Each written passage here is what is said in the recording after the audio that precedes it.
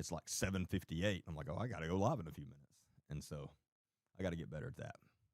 Prepare a little better. Turn my volume up. Can.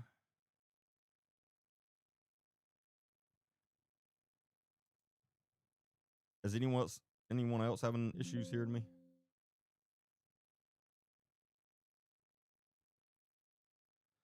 I think that's well, no, hold on, I can go up a little bit more. Let's see. What about this?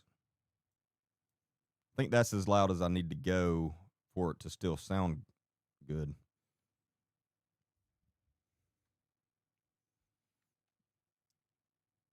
She said, never mind, it's not the volume, it's these trashy earbuds.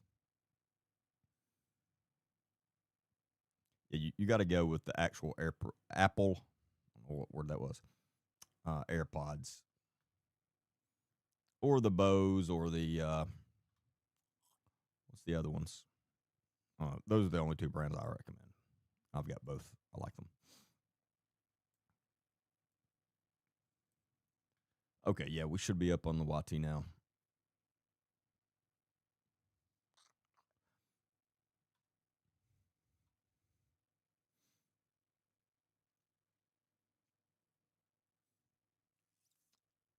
What's up, Victoria?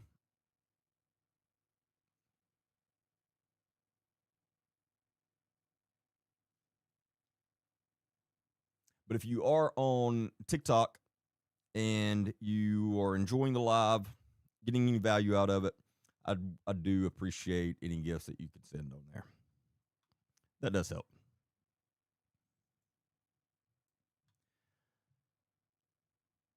Okay, where were we? Okay, so we talked about the property taxes and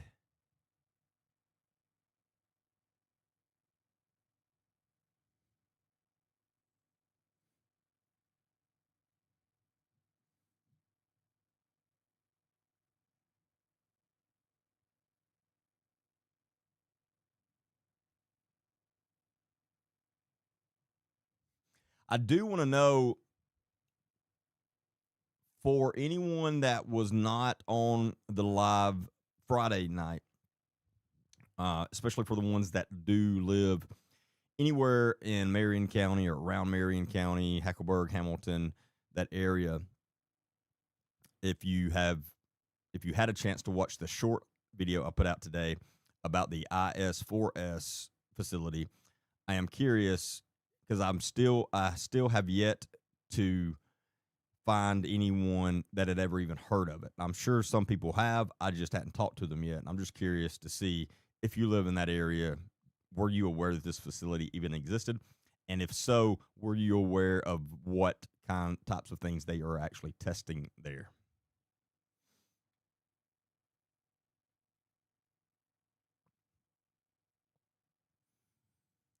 My birthday's coming up too. Jennifer, your birthday's May the 16th. That's my birthday. It's a very good day.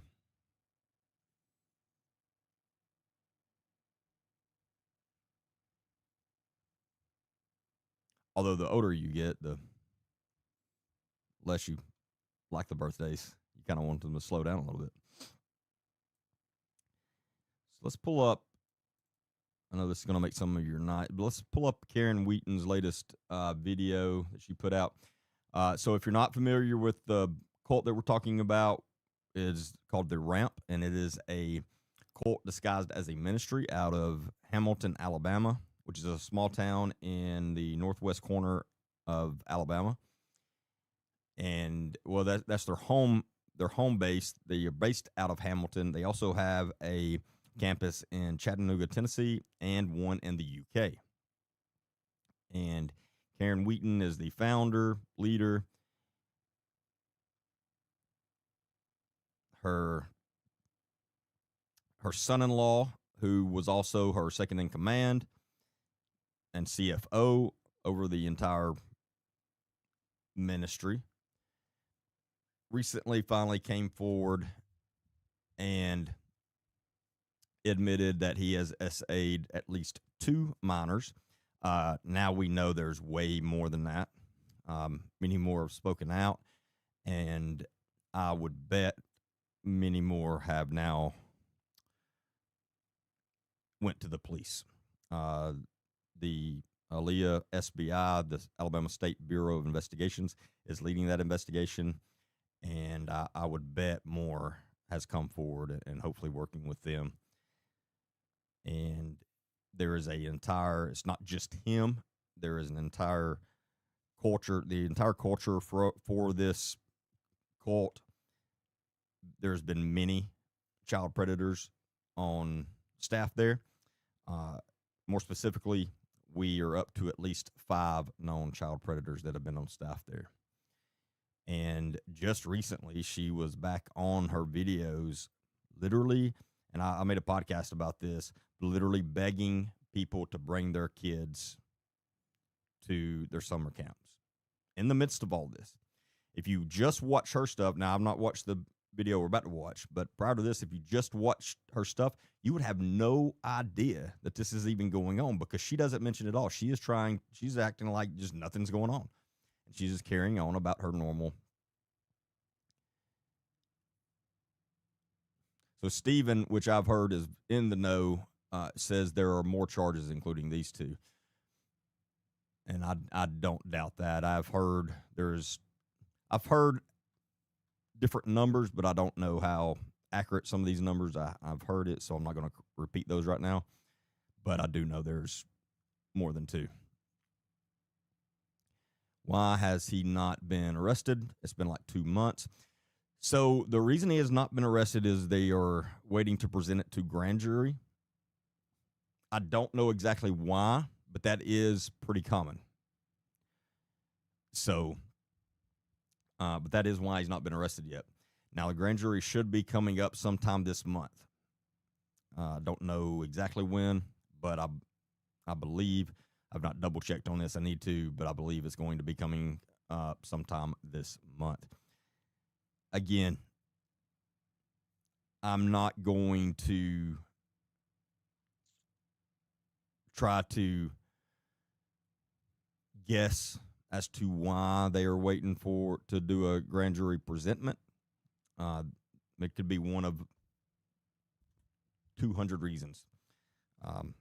When I was in investigations, there were certain cases I did that for a lot, certain cases I didn't. So again, it depends, and I don't know everything that's going on. I don't know everything that the investigators know, so I'm sure they have a good reason for that. But obviously, no doubt in my mind, once it's presented to grand jury will indict him. At this point, it's just how many charges are there going to be at that point, and how many is he going to be indicted on?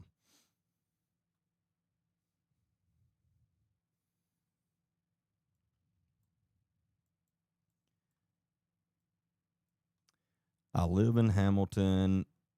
I was aware the place was there due to my friends that live near there, but I wasn't aware of exactly what all they were doing there, and it is very interesting. Oh, so she's talking about Copper Girl's talking about the IS4S facility, which is in between Hamilton and Hackleburg. It is a government contractor munitions range, but they also test. The most concerning thing that I've found that they test is radiation exposure. And I'm still trying to get a grasp on exactly what that means. It's not the easiest information to find out for obvious reasons, but it doesn't sound good. I know that. And I think anyone that lives in that entire county and probably surrounding ones deserves to know what they are doing there as far as the basics. And those of you that don't know, you need to blame your local representatives. You need to blame your state representatives from that area, and definitely your Alabama representatives that are in D.C., because there's no way that got approved and was put there without them knowing. They should have notified everyone. They should have made sure that everyone knew what was there. And obviously, they did not do that. And I have a big problem with that. So they are not representing you like they're supposed to. And we are gathering the names of all the representatives that I'm talking about, and we're going to call them out. We're going to get in touch with them and their office and see if they would like to explain why they didn't make sure everyone knew about it. So we will give them the opportunity to speak on that before we call them out. But if they don't speak to us or whatever, then we're going to call them out because that's what needs to happen. But it's no one's fault but theirs. That is literally part of their job, to keep you notified of those kind of things. And more than likely, at least the ones in D.C., probably profited from it in some way or the other, as far as either via campaign funds, which hopefully that's the only way they profited from it. But it wouldn't surprise me if some of them didn't profit from it in other illegal ways.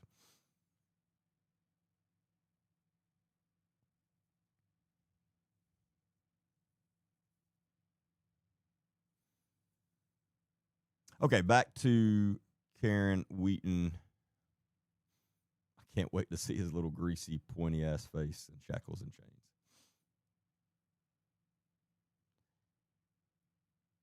Well, and the other good news is, no matter what anybody ever tells you, those people, when they get to prison, they don't fare well. The real convicts do not like them either. Nobody likes child predators. Well, can't say nobody, because I got people coming after me every day for calling them out. But I would believe the only people that like child predators and that speak up for child predators are child predators themselves.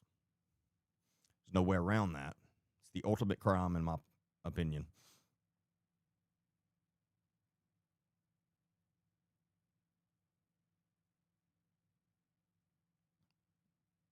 No, Tim, I'm sorry.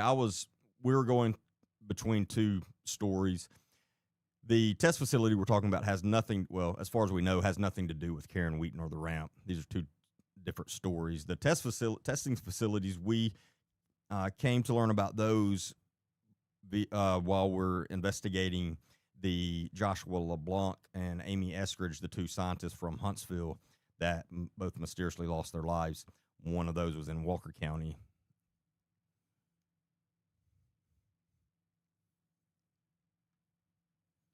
Johnny says it was approved by Kay Ivey. It's part of Redstone Arsenal out of Huntsville, Alabama's military testing site for nuclear and radiation testing site, one in Troy, and also out of Jasper, Walker County.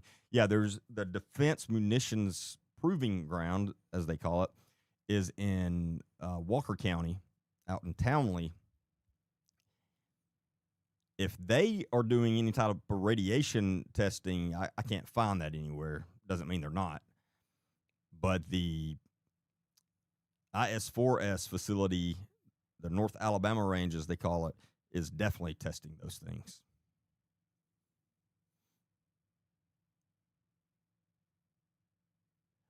When was this interview? Kimberly said, I saw a news interview of one of the vice presidents of the testing facility, and he answered a lot of questions and informed the areas about what all they do there.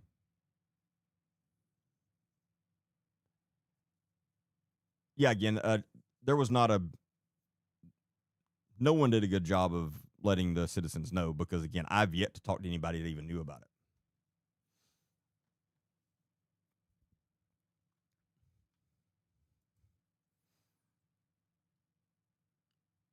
But we've got to start holding our representatives and senators accountable.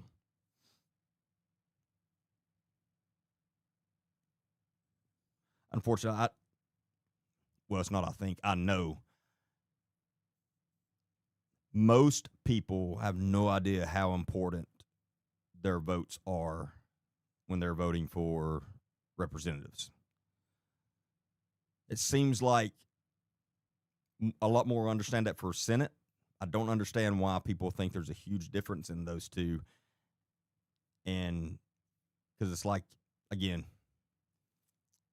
just through my experience, a lot of people understand how important the senators are. But when you start talking about representatives, most people don't even know who their representative is. And I don't understand why people act like one is just so much more important. Now, as far as influence and voting power, if you will, yeah, the senators are more powerful in that because there's a lot less of them. But your representatives, state and national, are very important as well. All right, let's get through the Karen Wheaton, and then we will come back and talk about that more.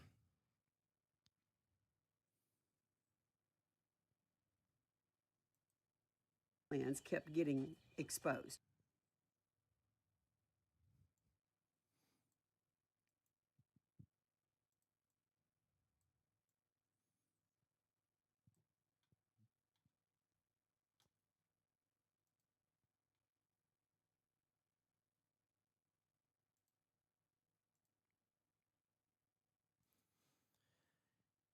Let me get this video pulled up.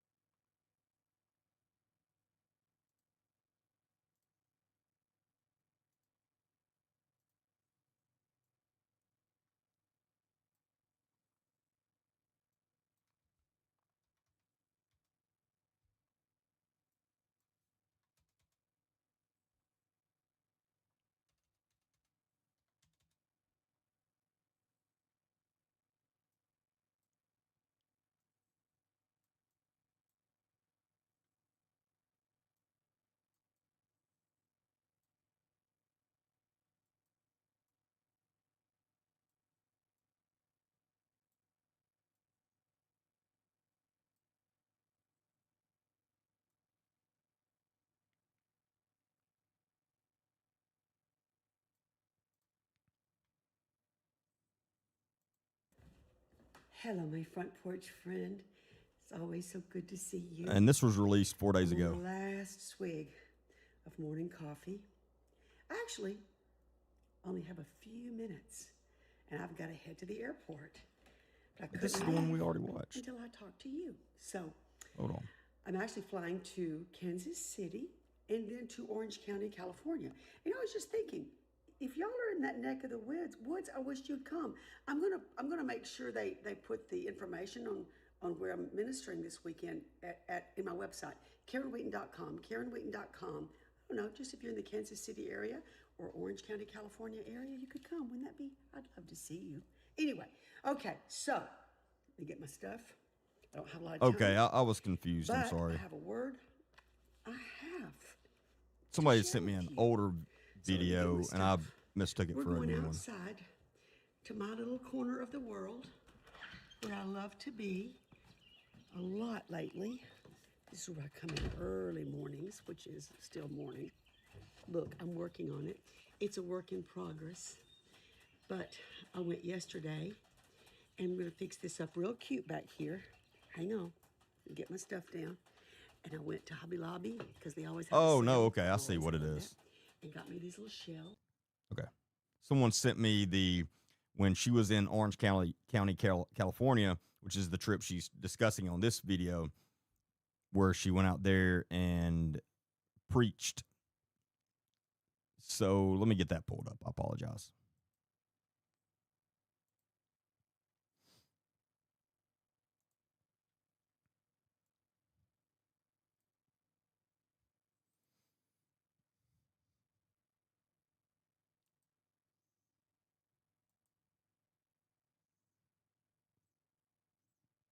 And for those interested in the scientist and those facilities and stuff, well, I promise we're gonna discuss that a lot tonight.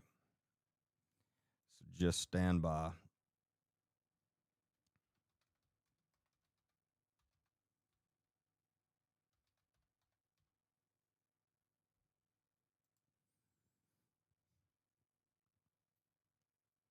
we got to give as much attention as possible to the Ramp and Karen Wheaton stuff right now because it's still ongoing.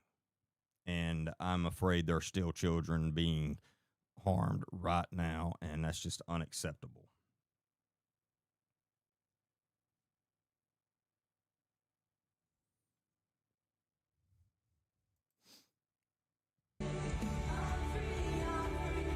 Dedicate some bass.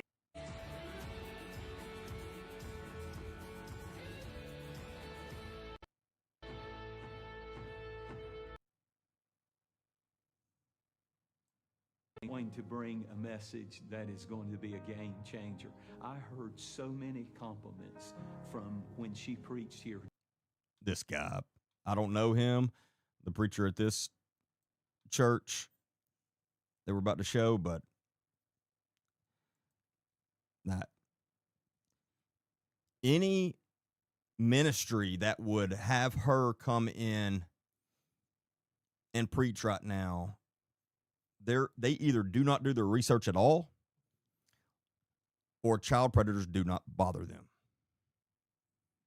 There is no way any ministry in the middle of all of this big scandal and these not just allegations, we know it to be a fact now, to have the leader of that come into your organization. Like, what in the hell is wrong with you? It blows my mind.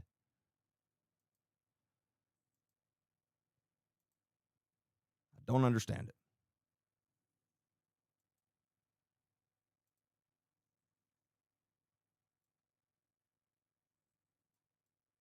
Hold on, I'm going to make that a little smaller.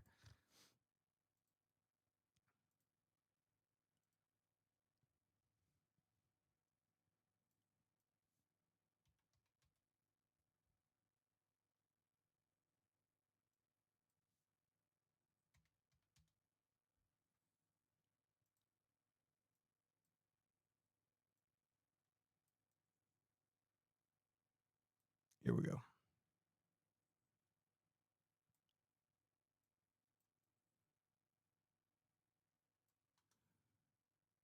And so this is from Free Chapel, Orange County is the name of the church ministry. And this was May the 3rd at 11 a.m. where Karen Wheaton flew out there. And I'm guessing they probably paid her money as well. This just blows my mind. But let's see what she's got to say. I'm sure it's solid.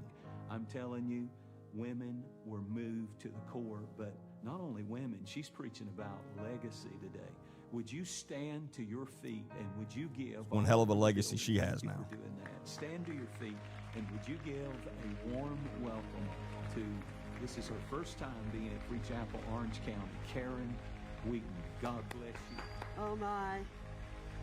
Oh my. So good to be with you. Would you give Jesus one big praise this morning?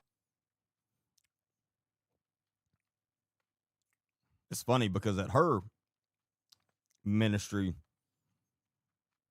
she prefers they give her praise over Jesus. Morning. Everything to him. He's glorious. Let the acting begin. He is good. He is worthy. What a day to be alive. Amen. Oh, thank you so much. You may be seated. Wow. I can't believe Pastor Jensen got to see him a little bit today. We have been friends for a long time, Pastor Jensen and Sharice, since we were young, too young to talk about. But I love being able to be here today. The first time I've been to his campus here in Orange County, and just to see what God is doing, and the sort of the manifestation, the tangible manifestation of his dream. And you are a part of that. And it's just really, really special. I don't take this lightly. And then to see Pastor Jason and Amanda stepping into this role, you are blessed. Free Chapel. I just got to know them a little bit. Spent some time last night with sweet Amanda and Lynn and Kelly and even Raymond, who sat in the car and waited on us while we ate, wherever he is, which my husband would have never done. But we did have a church at the table. Hold on. What what exactly do you mean, Ashley? Ashley Cole?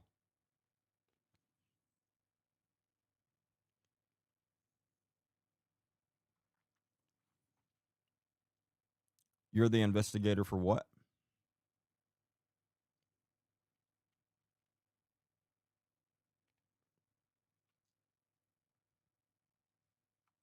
You're the investigator that charged Josh Stapleton?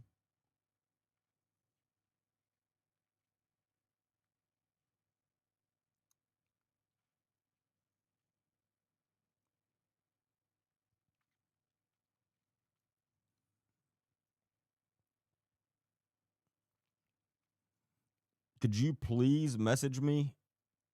I would love to have a conversation with you ASAP.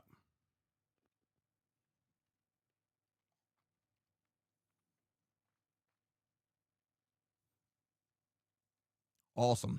I will be getting in touch with you ASAP.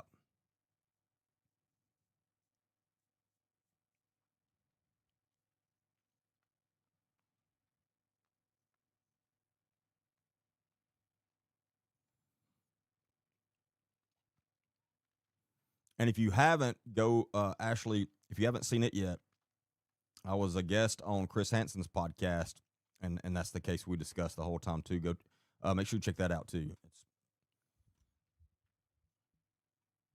awesome. All right, apologize. That was very important though. It stuck out to me. Well, didn't we last night? And to be with all of you ladies for the gala. I call it gala. I'm trying to, it's the Southern thing. We just had a wonderful time. And Pastor Jason, she was telling me last night about the spiritual inheritance, the legacy.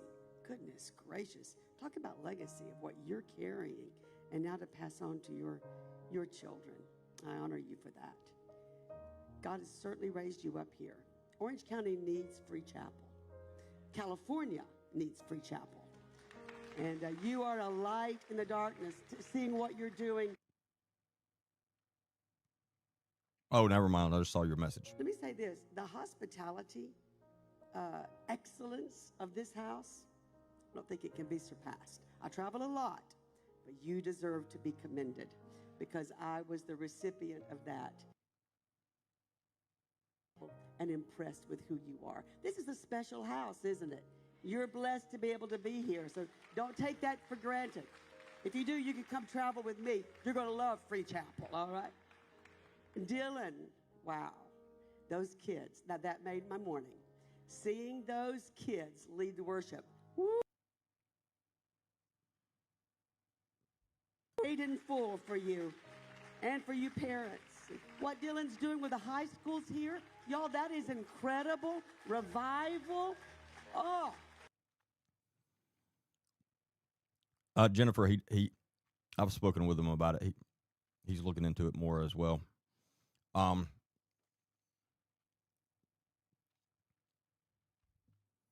But yeah, Ashley, I appreciate you coming on. And I just read your message.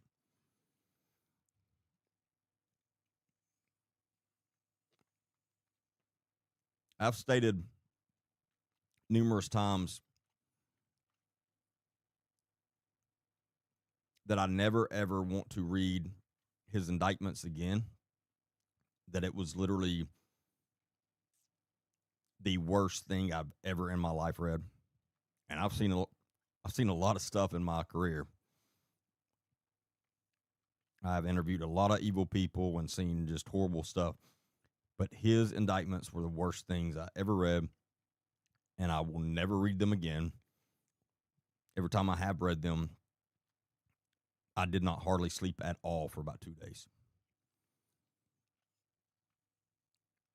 And it blows my mind that Brittany Stapleton still has over 120,000 people following her.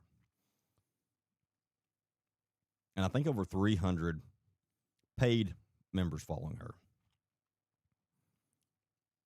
It's just unbelievable. But I will be back in touch with you ASAP. All right. I don't know that We'll listen to about 2 more minutes of it and see if it. A miracle. So proud of you. Keep it up, Dylan. You're just getting good and started. Yes. All right. Can we talk a little bit? I'm going to watch that clock. I do have some things on my heart to share with you that I do believe the Lord sent me here for today. So, Holy Spirit, help me. You're the one that we depend on. You're everything to us, Lord. No, money is everything to Father, you, Karen. I've already asked you this morning, but I ask you again for the sake of agreement, let these words be rhema and life to every single man and woman that you brought to this room. In Jesus' name, amen. Say amen with me. So be it. So be it. So again, let me also say Happy Mother's Day. I am a mother and a grandmother. And so for every mother. God, I can't listen to her. I can only handle her voice in 2 to 3 minutes at a time. But she's just doing what she always does. As I've said, Karen Wheaton she is a good actress. I'm not trying to be funny. I'm being real. She is a good actress, and she can sing. Oh, towards the end, she gets very okay. Look, let's fast forward a little bit.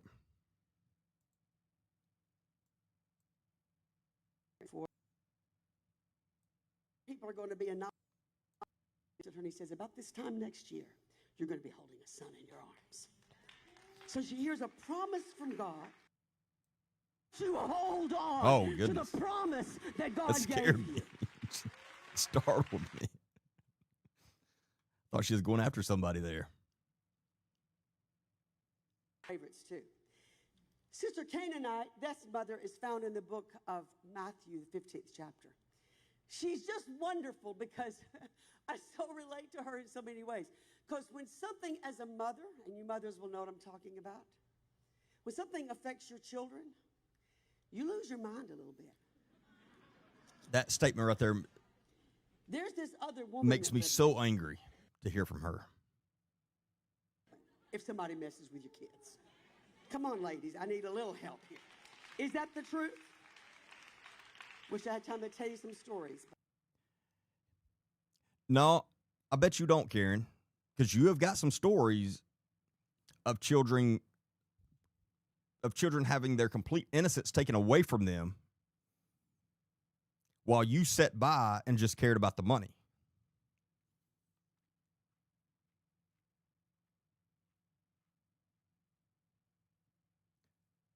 Of all people, Karen Wheaton on stage using Jesus Christ's name and talking to people about children being harmed.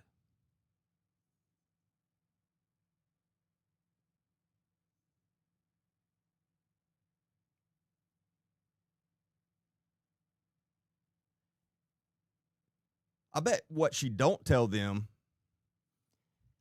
is that her son-in-law, who she also declared to be a prophet,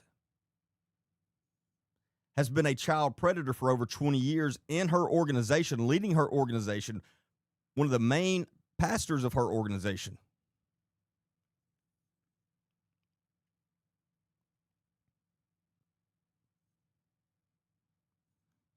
And one day,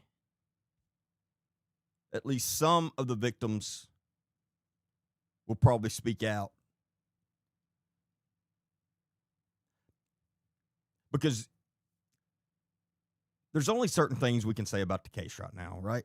There's certain things that we just can't talk about. But if one day those victims become adults and they decide to speak out, because that's their choice, not ours, then everyone will see how truly evil this man is. Because it doesn't do it justice. Just calling him a child predator doesn't do it justice of what he really has done. I guess that's the best way I can say it.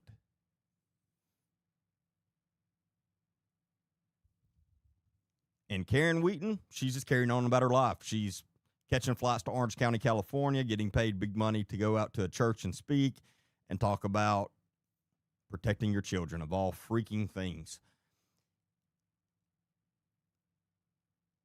Mm. Sister Canaanite, though, don't know her name, so we're just going to call her that because she was a Gentile. And the Bible says to Jesus, and because this situation was involving her daughter, who was grievously tormented by a demonic spirit, she's willing to break all the rules. She is. Now that's what happens to a mother who's a true intercessor. Again, and I know I'm preaching to the choir. Think about that statement she just made. That's exactly what was happening to children in her organization, in her cult. And she knew about it, and she did nothing.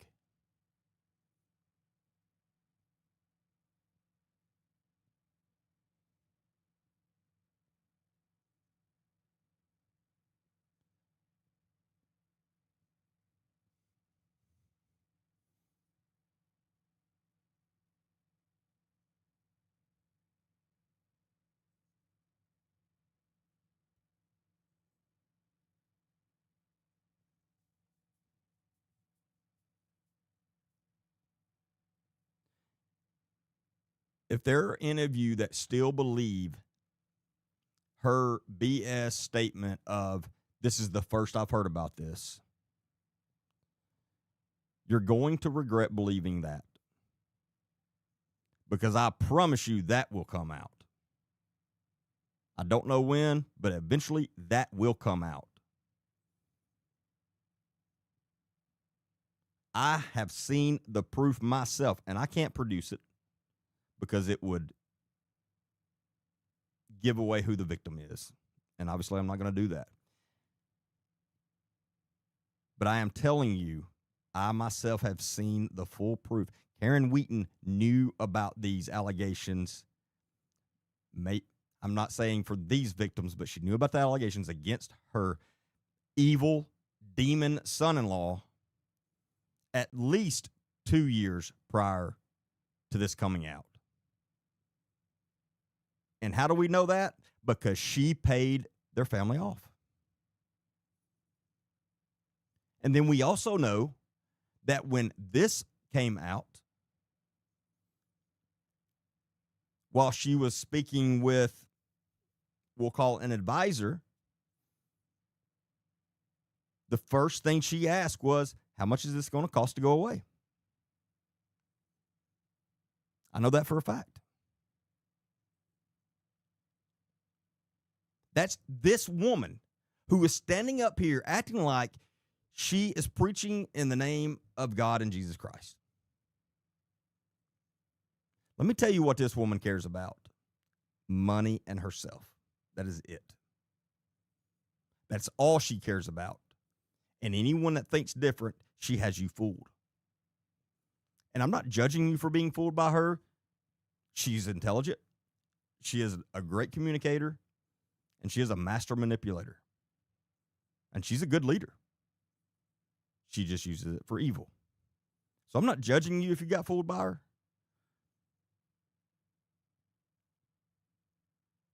And I know that no matter what I say or anyone else, no matter what evidence we show you, some of you are not going to listen because you don't want to know the truth, because you have built her up in your head as a prophet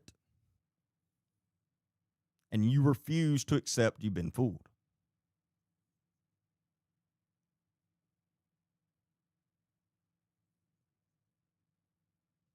This woman will not do anything unless she's making $1 from it. And she's made a lot of dollars. A lot. And a lot of dollars that are just, nobody knows where they are. The fact, and I said this the other night, the fact that they are in debt,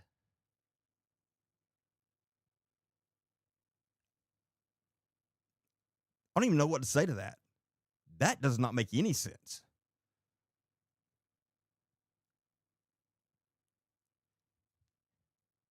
That's literally got to be a crime in itself that they're in debt, because the amount of money she's brought in, they should not be in debt at all. And as of right now, they can't even pay their property taxes. And let me tell you something. Owing $60,000 in property taxes in the state of Alabama, in a small rural county like Marion County, Alabama, that's a lot of property worth right there.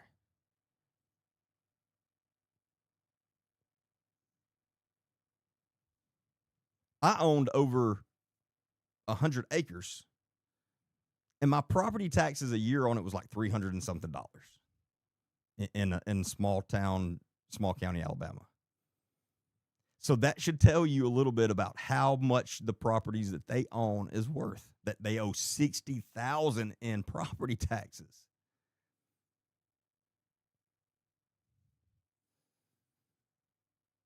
And look at her. Look at this right here.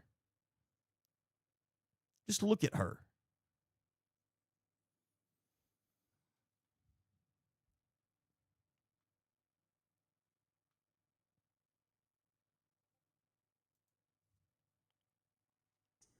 If the enemy. Mr. Canaanite goes to Jesus. She bows at his feet, and I love what she did. She worships him. She begins, and then the Bible says she starts pleading with him. Lord, will you deliver my daughter? She's bound by a demonic spirit. And this is the startling verse. And the Bible says, and Jesus ignored her. And it says specifically, he didn't say a word to her. Now, this is the heart of a true mother, because some women or some people would be ignored by the Lord. You've been praying for a little while, no answer. Forget that. That ain't working. Just go ahead and leave. He's like, don't pray no more. I went to him, he didn't even answer. Nope, not Sister Canaanite. She's staying right there. He's ignoring her, but she ain't going nowhere. Come on. And then the Bible says that the 12 disciples start saying, Lord, send her away. Go read it for yourself. Send her away. Quote, she's getting on our nerves with her constant begging. Now, you talk about an opportunity for offense. If she's ever had an opportunity for offense, this would be it. She has been ignored, not spoken to, and now then they've said, she's bothering us. She could have left right then. Then finally she gets a response from the Lord. And you know what it is? He sent to the lost sheep of Israel. In other words, it's not your turn. Going to talking about them. Last night at the gala we talked about is at stake, and it's right. Like you're talking to me. Say something. Daughter burning for God. Is it the priority of her heart? There's that acting. And I've done a lot to make sure she's popular in school and a cheerleader, but am I making sure that the priority of her heart is a hunger for God? Look at your boy. She missed her calling as a soap opera actress. God, Tell me she's not a soap opera actress. If the Lord returns today, will they be ready to stand before him?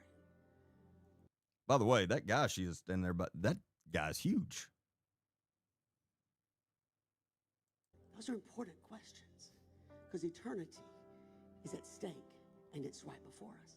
You need to ask yourself, and if you look at your children and you see in their life that there's bondage and the enemy's deception has gripped their mind, you're going to have to determine. This poor guy's extremely uncomfortable, by the way. You know, I'm going to have to just be okay with that. Or if you're going to look at them and say, no, that's not okay. And God, I want to know what you, God, have to say about my boy. I want to know what you, God, have to say about my daughter. Because, God, if you're looking at their life and you're not okay with it, their lifestyle, if you're not okay, then I'm not okay. And let me tell you something. You start praying for those kids, you know what happens? You're going to get God involved. As soon as you start praying, boom, God will come on the scene. Now, he's going to wait until you pray. Sir, do you mind in the navy blue shirt? Come up here and help me. I need you to be God. That's a pretty good position. All right. Sir, would you come stand right there? All right. I'm going to move this. Can I do that? You got to pray and you got God on the scene. This is glorious. This is good. Now God's there. Now the truth is, sir, just stretch your hand out toward him without, yeah, just right there. Stretch your hand out right there. The truth is, he loves them more than you do. But there's a gap. There's a gap. The sin has separated them. And what does God do when he sees someone he loves and he can't reach, whether it's a child, a loved one, a person, or even a city or a nation? According to Ezekiel 22:30. Or a cult. It says whenever Israel had sinned and God was concerned about their condition, the Bible says, and what did God do? He didn't put skin on and come back down. He's not going to do that again. He's done that once. He did it in Ezekiel, and now he's doing it again. The Bible says in Ezekiel 22:30, and so God starts looking for a man. When he can't reach him, he'll start looking for somebody. He'll look for a man. He'll look for a woman to do what this is what he says, to do what? To stand in the gap. Mother, Dad, this is your role as an intercessor. To take the hand of the one you love. And they can't reach God, but you know what? You can. So to take the hand of them and then to take the hand of God. And you become.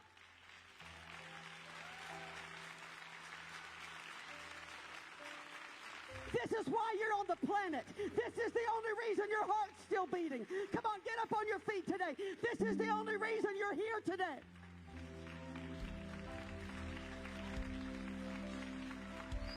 You know why? Because all God needs, he's just looking for a conduit. He's looking for a conduit of faith. Somebody, watch, that he can get his will through them, through their faith, into the one he loves. Watch. Powerful. God is looking for somebody who believes that his word is Powerful, stronger Karen. than their bondage.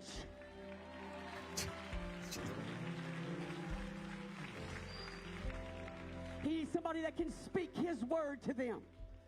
They can't hear the voice of God. Sin. All right, that's enough.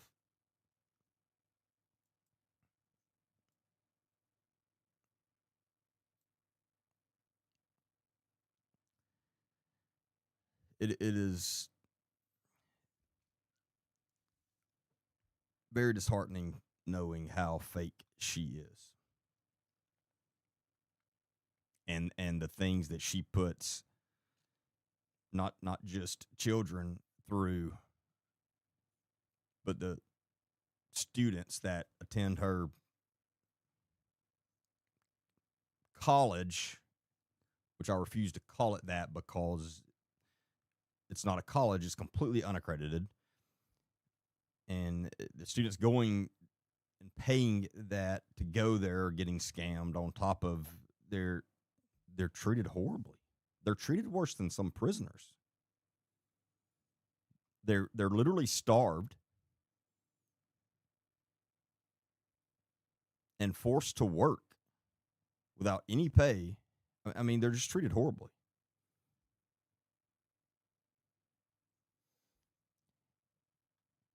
I tried to play this the other night, but it wouldn't play. So let me,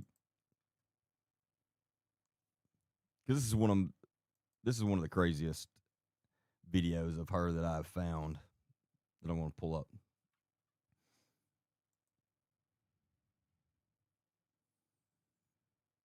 And a lot of you have seen it because it's, I put it at the beginning of one of my podcasts on her and the ramp. But those that haven't. Do what you gotta do. Come on. I gotta do it. I gotta do it. I gotta do it. Come on. Hey. Hey. Come Hold on. on. Come on. Come on. Come on. Come on.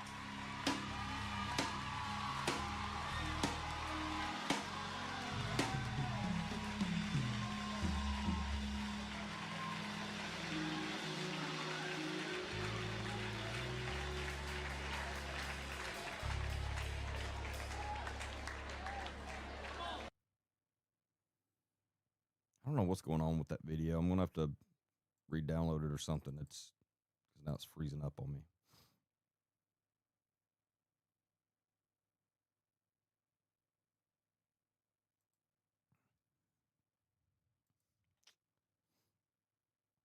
I know what we can do.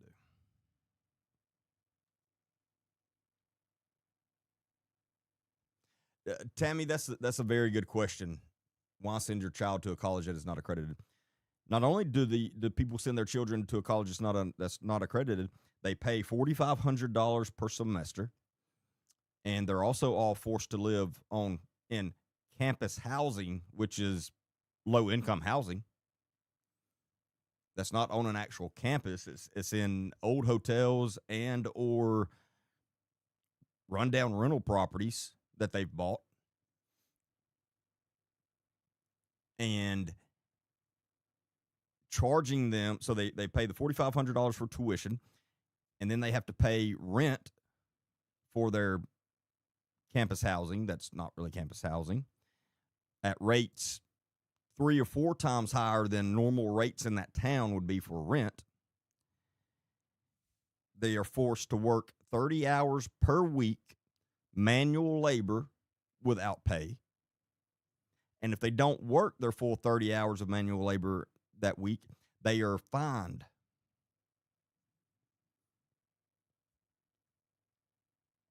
So the children going to that, or teenagers, young 20-year-olds that are going to that college that don't come from a family with money, they starve because there's no time in there for you to get a normal job. If you're going to college and putting in 30 hours of manual labor a week, not much time left there for you to actually get a normal job. So they just don't eat because they do not eat. They do not feed them. And then when a lot of them start coming to them saying, hey, we're hungry, they then tell them it's time to fast. It's unbelievable what they do. And there are still people taking up for them right now.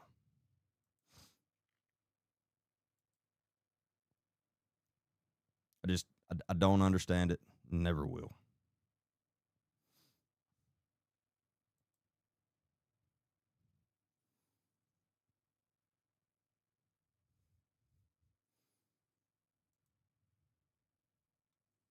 We found out that they I don't know how to Do what you got. There we go. That's what we can do.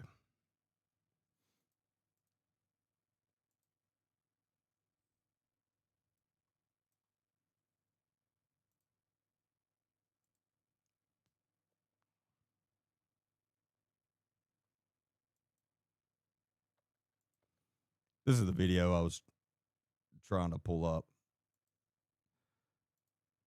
So I just pulled it up from my podcast where I added it to the front, to the beginning. But this is the crazy woman. Do what you gotta do. Come on. I gotta do it. I gotta do it. I gotta do it. Come on. Hey. Hey. Come on. Come on. Come on. Come on. Come on.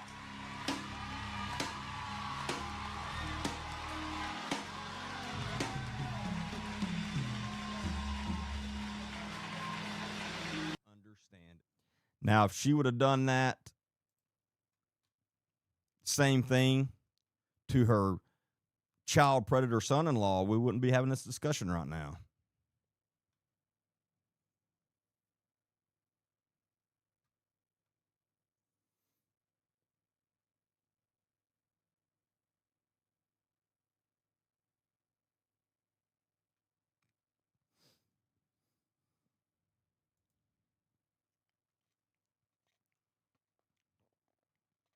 But again, she's a good actress, she's a good communicator, and she's a good leader. She just uses all of those for evil. If she would just use them for legit good things, she would probably be just as successful, if not more successful. But she chose not to do that.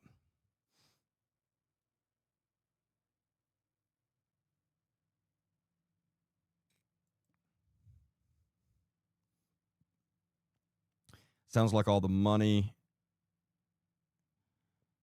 is being moved to a trust or something where it can't be touched.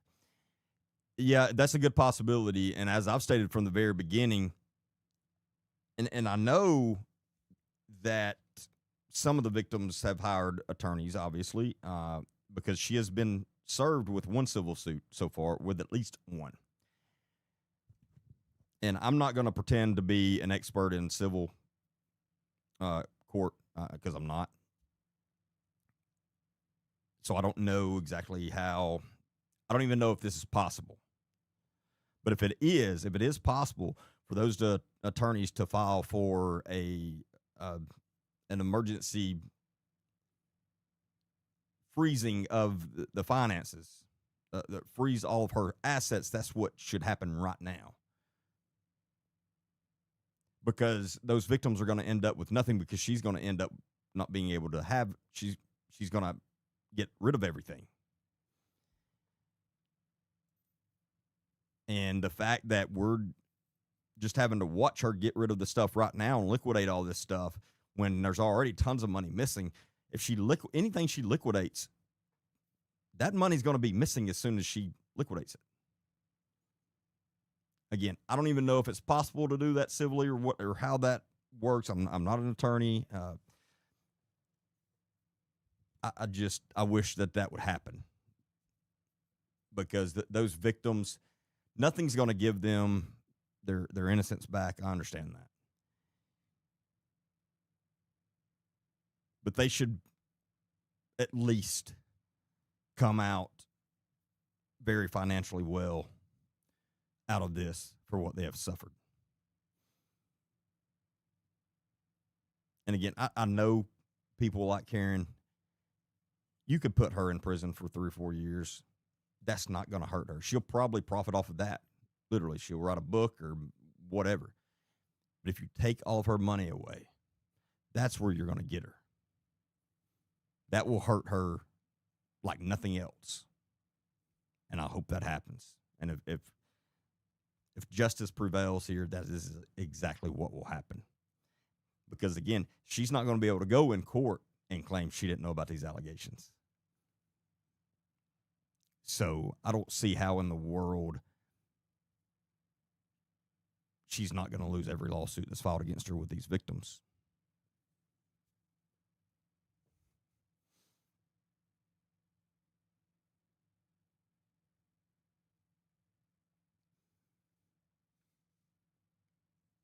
Yeah, so she's firing, as Melissa said, she's firing a lot of people right now and then telling quite a few to retire. She knows the end is near. And that's what, those of you that are still following her, if any of you are watching right now, are you not seeing this? Like, why is she doing all of this? Because she knows the end is near. She knows this is over. And she's trying to get as much out of it as possible till it's over. But she knows the end is near because she knows the truth about everything. She knows what all is going to come out. And there are still people giving their money to her. If you have any friends or family that are still giving her money, you need to sit down and have a serious talk with them.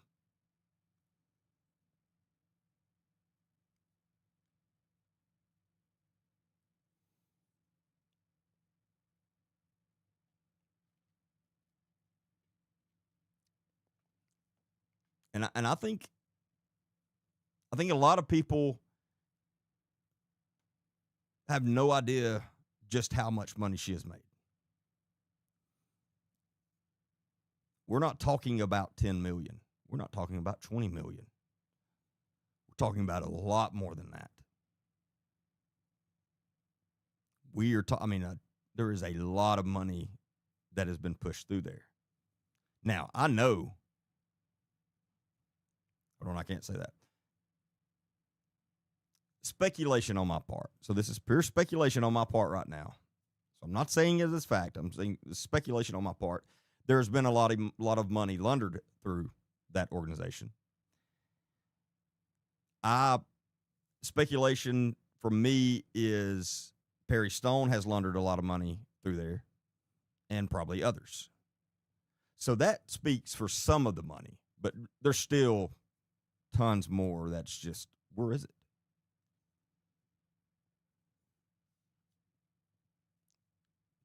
And I don't doubt that. Lisa said she has spent most of it. I don't doubt that. Even though we're talking about a lot of money, I don't doubt she has spent a lot of it, because I do know about her lavish trips across the world, and those add up. I mean, her property alone, you can go buy her property, and just a guess on my part, I guarantee you she has put at least $5 million into her property there in Hamilton, like her private property where her houses are, and her family's homes and stuff. At least $5 million, probably more, but we'll err on the low side there. But again, they're in debt.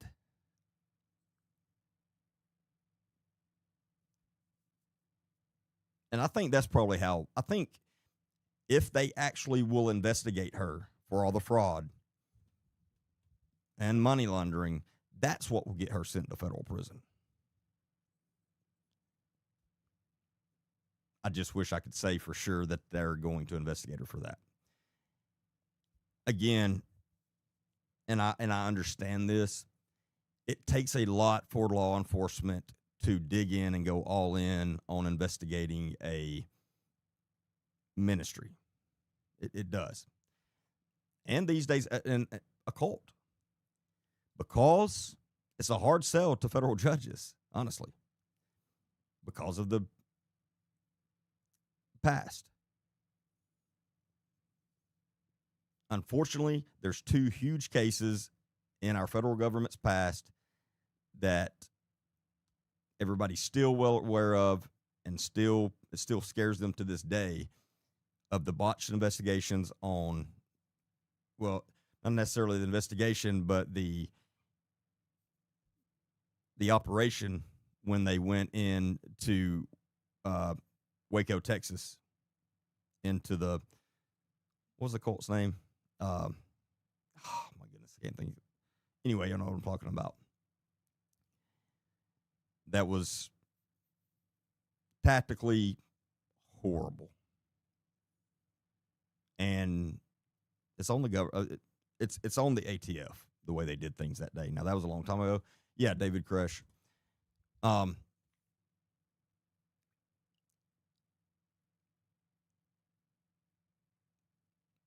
But again, tactically, that was horrible. And then we have Ruby Ridge. And again, there's not a federal judge in this country that when an investigator, AUSA, comes to them and starts talking about a cult, they don't think about those. So they're very cautious. Branch Davidian, thank you. That's what it was. They're very cautious, and I get that. But these places still need to be investigated fully, and the people accountable need to be held accountable. Again, there is literally no telling how many children have been harmed in the ramp. There's no telling, because we're talking about over 20 years worth. And there's no telling how much money that she has laundered, that has been laundered through there, and that she has defrauded out of people. It's just, and again, if they investigate her on those things, that'll be an easy, I mean, they'll get her easily. I just don't know if they will.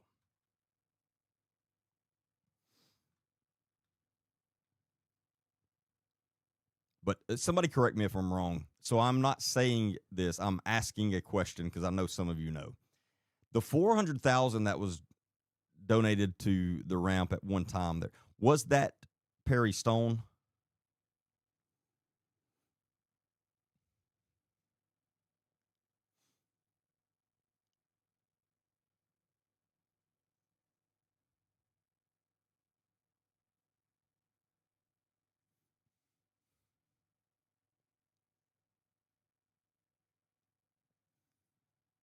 No, Samuel Bentley's father is retired. He's not. He's no longer a judge. He's retired.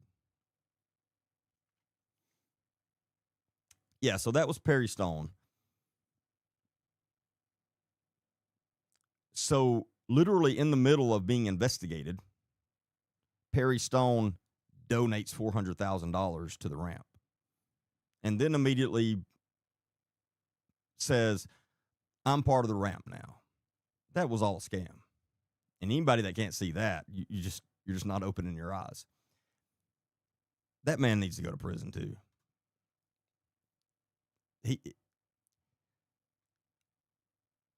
The amount of things we know, like for a fact about Perry Stone, I bet you there is 10 times that we don't know. The man is he's evil and he's a crook. There's no way around it. That man is a crook.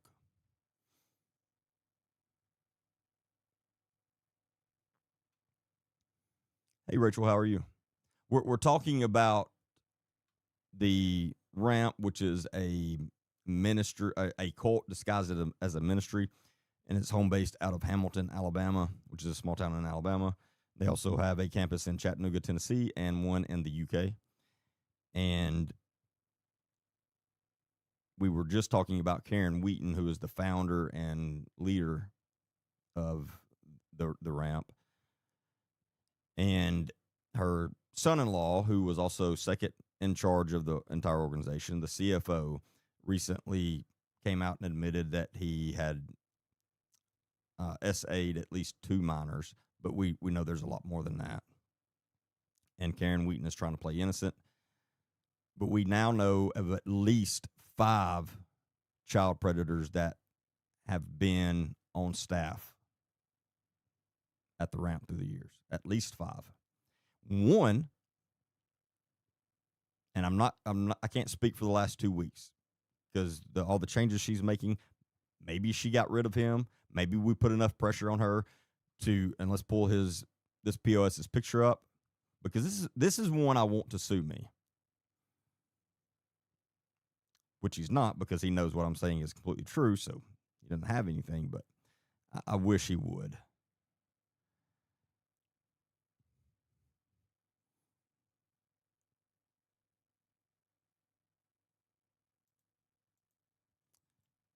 This Stephen Tyler Jordan. As of 3 weeks ago, he was still on staff there, and he's a child predator. This POS is a child predator. And if I'm lying or if I'm wrong, Stephen, then sue me. But I know you're not, because you know it's true. You're a child predator. And Karen still has him on staff. Again, it is possible she's let him go in the last 2 or 3 weeks. But I know for a fact 3 weeks ago, he was still on staff. I have personally spoken to I'm sorry. I'm getting mixed up. I've personally spoken to at least one of Stephen Tyler Jordan's victims. And I know what they were telling me was true. And it was horrible. And then we know another one of his victims came out publicly and put a story out about it and was very specific too. So put this in and try to wrap your head around this.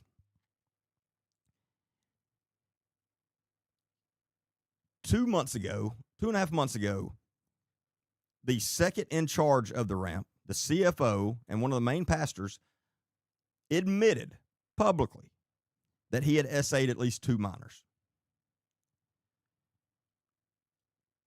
After that, one of Stephen Tyler Jordan's victims made a big social media post and was very specific about what Stephen Tyler Jordan did to him when he was a minor.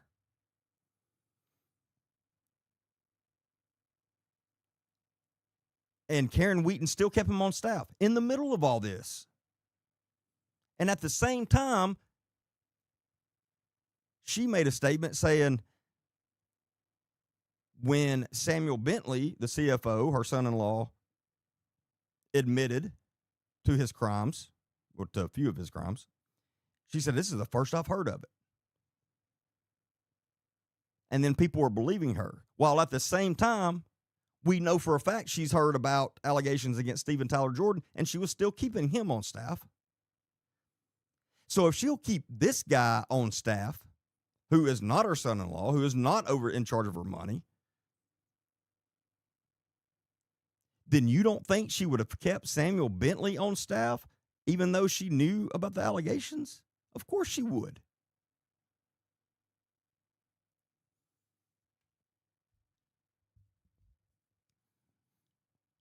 This child predator is still out, living his life.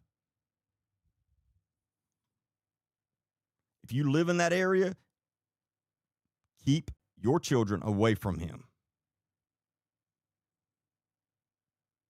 And I've been told that he works at some of the local sports, high school sports concession stands.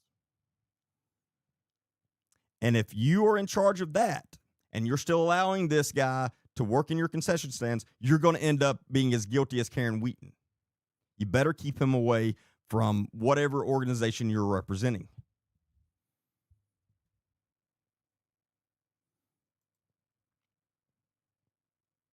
So to run through the rest of them, while we're here on this subject, then we have Mr. Andrew High.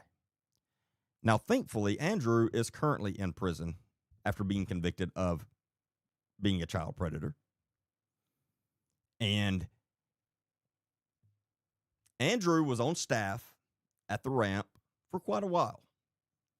And not only that, he was in charge of their dance team. They call the Chosen or something like that. And he was also in charge of some of the children summer camps. And we know that during one of these summer camps, Karen Wheaton told a doctor that was sending their children to the ramp in some of these camps, told the doctor, do not send your kid to that summer camp that Andrew's over.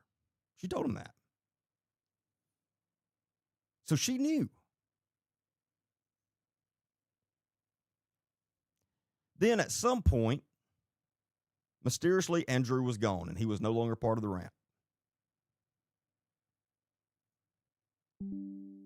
And then less than 2 months after he left the ramp and he was at another ministry, because he left the ramp and went to another ministry, he was caught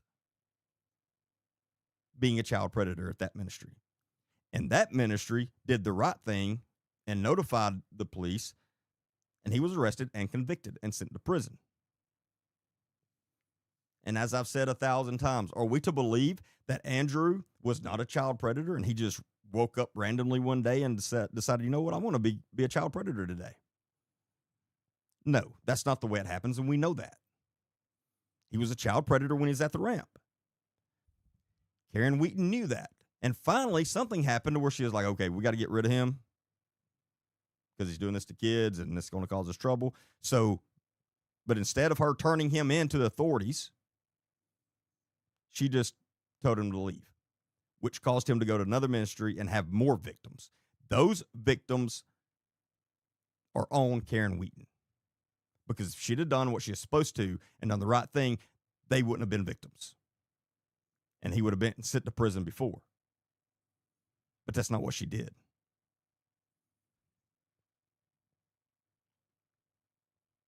Then we have Mr. Chase Cantrell, who was also a pastor on staff at the ramp. And while he was there, he was also a teacher at Winston. I don't know if it's Winston County High School, but it's one of the schools in Winston County. And he was caught with doing this, and he was convicted of engaging in this act with a student. So, again, are we to believe that Chase Cantrell was only a child predator when he went to school, but when he was at the ramp? So the days he was at the ramp, he wasn't a child predator. It was just when he was at the school. No. That's not the way it works.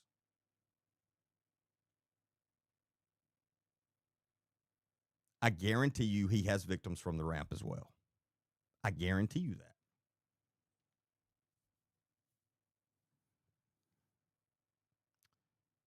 Then, because unfortunately, yeah, the wait, there's more. There's more. Then we have Mr. Bobby Cook.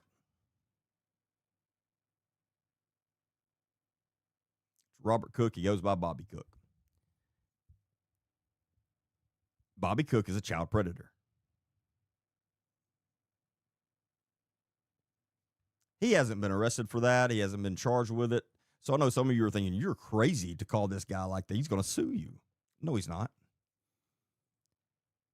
Because at this point, I've personally spoken to 3 of his victims. To 3 of them. He's a child predator. And he knows that. And allegedly, Karen knows that as well. I can't prove that, so I'm going to say allegedly. But at least one of the victims says that they told the staff at the ramp and Karen Wheaton. But unfortunately, Mr. Bobby Cook is a big donor to the ramp. So he still gets to hang around there.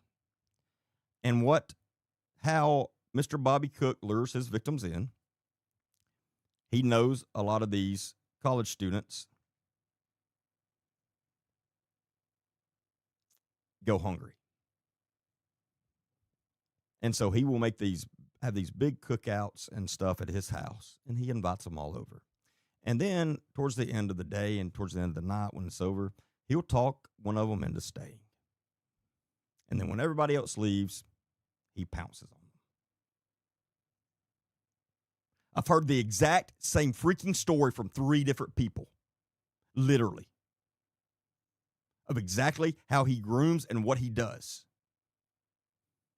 And because he's a big donor to the ramp, Karen Wheaton has never said anything to him, never kicked him out, never told the police, nothing.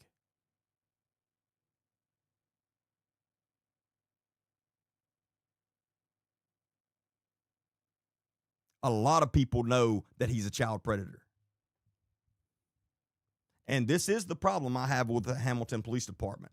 They know all these child predators are around there, and they have not done an investigation on any of them. Again, the state SBI is who is conducting the investigation on Samuel Bentley. There's no way that the Hamilton Police Department hasn't heard about Bobby Cook. There's no way. But as far as I know, they have never investigated him.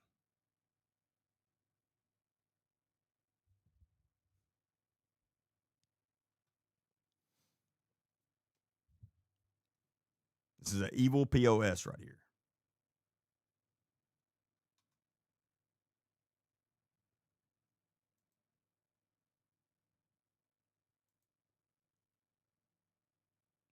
And then we have Mr. Samuel Bentley, who, again, we know for a fact is a child predator because he's admitted it. This is Karen Wheaton's son-in-law. He's admitted to at least 2 victims.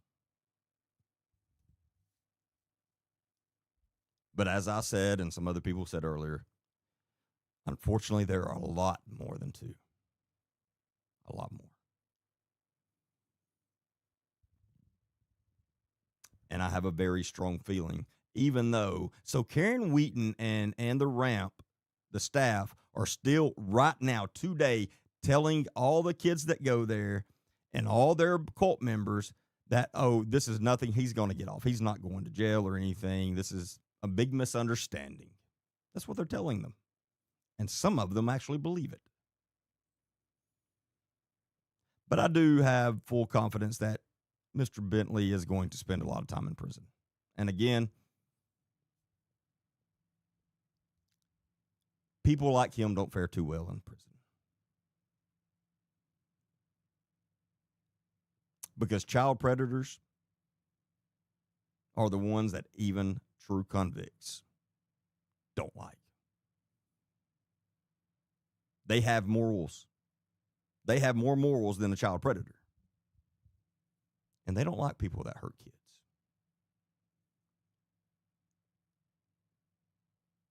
And in a perfect world, all of them end up in prison. And I hope that's what happens. But some law enforcement around there are going to have to start doing your freaking job for that to happen. And if you don't know how to do your job, call help. Don't just sit around and let this stuff continue in your city, in your town. Do something about it. That's literally your job. Your job, again, is not to sit back and just be reactive. Your job is to be proactive. And that means to go out and proactively investigate these POS child predators. And not sit back in your office and just wait in case a victim comes to file a report and then you go investigate it. That's not the way it's supposed to be. And if you actually knew how to do your job, you would know that. So do your freaking job.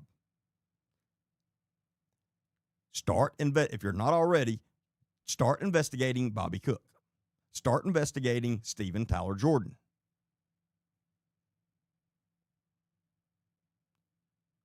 If I can sit here and not reach out at all to victims and they just reach out at me, you can do the same. Announce you're investigating them. The victims, some of the victims at least, will come to you and speak out. It's that simple.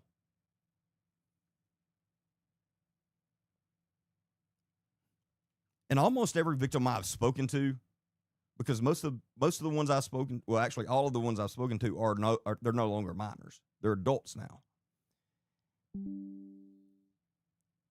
Almost every one of them asked me the same question. Why is the local police not doing anything? And I don't have a good answer for them.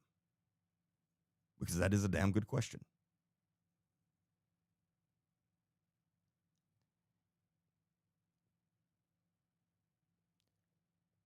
When I can go and pull up at a random gas station in Hamilton, Alabama, and I can sit there and go, okay, the next person that pulls up, I'm just going to start talking to them, asking them what they know about the ramp. And they pull up, and I ask them, and you talking about that cult? Yeah, it's a cult. Yeah, a bunch of child predators over there. Don't send your kids there.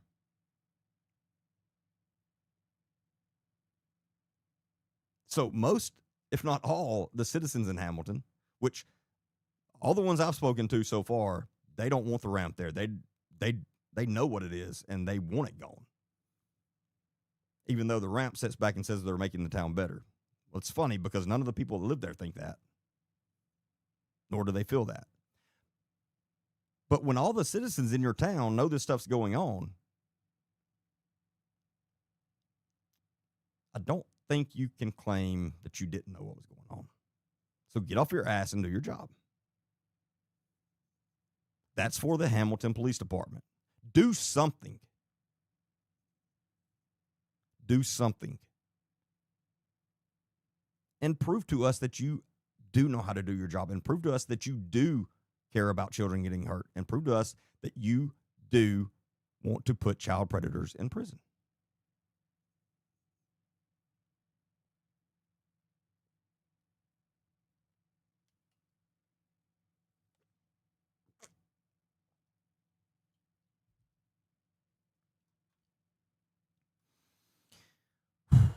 Okay.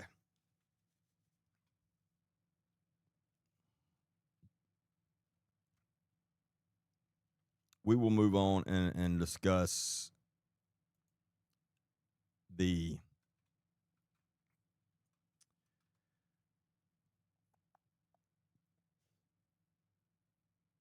hell. I don't even remember what all else was going to discuss. Hold on.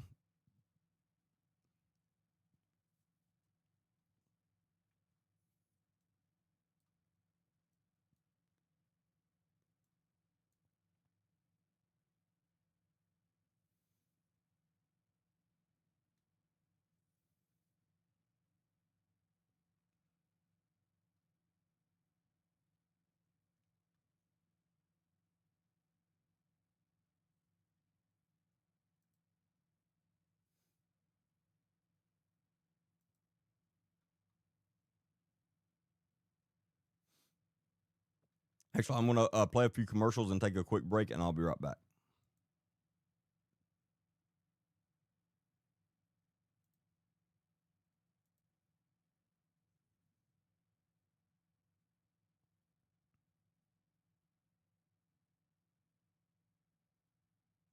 If you haven't already, make sure you download the Rumble app. It's free, simple to use, and the best way to stay connected to the content you want. Once you've got it, search for my channel and hit follow. That way, you'll get a notification every time we go live. No missed shows, no extra steps. You can grab it right now using the link in the description or the pinned live chat. Download it to your phone, and you're ready to go. And if you prefer watching it on the big screen, Rumble is available on all major streaming devices and smart TVs. Just search for Rumble, follow the channel, and be part of the action. Before you open your door, pause. Did you check the back seat? Meet Clever Ellie, a simple, affordable plug-in that helps you build the life-saving habit of checking your back seat every single time you exit your vehicle. Just plug it into your car's 12-volt socket. When you turn off the engine, Clever Ellie plays a clear voice reminder to check your back seat. With 10 varied voice messages in different tones, your brain doesn't tune it out. It keeps the reminder in your conscious awareness so the habit sticks. That is the main difference between this device and any others that do this same thing. Clever Ellie works with all modern cars that have a standard 12-volt socket. If your car keeps power on after shutdown, like when the radio stays on, no problem. Every order includes an easy-to-install door sensor that triggers the reminder as soon as the driver's door opens. No 12-volt socket? They've got you. You can use the compact USB adapter. And yes, Cleverly doubles as a practical car charger with both USB-A and USB-C ports and ongoing improvements in charging speeds. Other systems can be expensive, complex, require professional installation.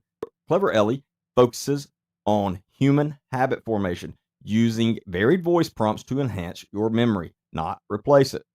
There are no fees, no subscriptions ever. They are not for profit, dedicated to child safety and awareness. Even if your car already has a reminder, you can still benefit or gift Cleverly to grandparents or anyone without a newer vehicle. Plug in peace of mind, build the habit, protect what matters. Get Clever Ellie today at cleverellie.com and join our mission to prevent hot car incidents. Use discount code DEREK, DEREK, to receive a free USB charging cable. Just click on the link listed in the video description and get your Clever Ellie today. Make sure to use discount code DEREK, DEREK, at checkout.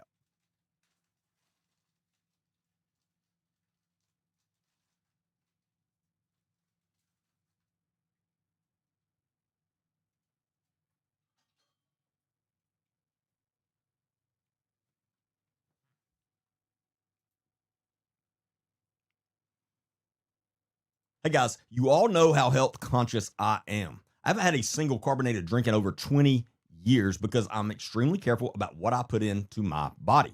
So when I tell you I'm partnering with Dubby, you know it's the real deal. I will never partner with any brand that I don't use myself. Now, Dubby is zero sugar, jitter free, crash free, no artificial dyes or colors, none of that garbage. Just clean energy that actually tastes incredible. I've been drinking it every day and I'm genuinely impressed. If you want to upgrade your energy too, use my code Agent D Baker for 10% off. Link in bio. Go be better with me.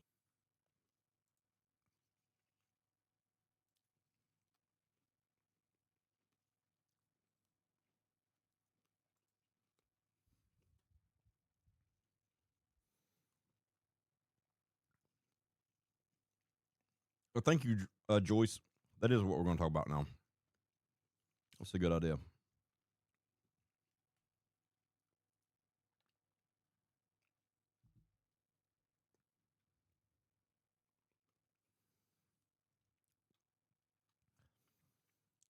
So, if you have not had a chance to watch my full podcast I've done on the Walker County, Alabama coroner, Joey Vick, either tonight after the live or tomorrow. Please make sure you go check that out because it's very detailed, and it'll tell you everything you need to know about his issues, if you will. He's a child predator, and he has way more victims than probably all the people at the ramp put together. That's not an understatement. He is currently the Walker County coroner. He is also, just so happens to be Nick Smith, the sheriff of Walker County's best friend. And God knows what all he's responsible for, honestly. But we do know he is a child predator and just a S predator in general.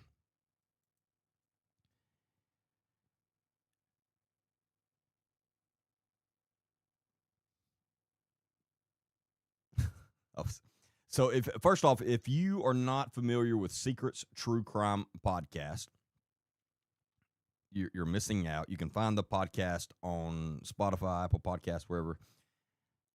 But also, you should follow their social media pages, which is on Facebook is Secrets True Crime Podcast, and that is ran by Amber Sitton, and she's an amazing investigative journalist, one of the best.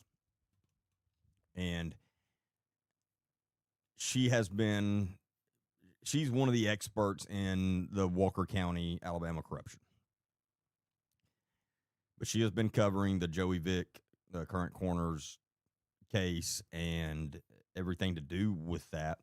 And so she has also uncovered, and we're going to pull up her Facebook page and discuss this, but she has also discovered that one of the deputy coroners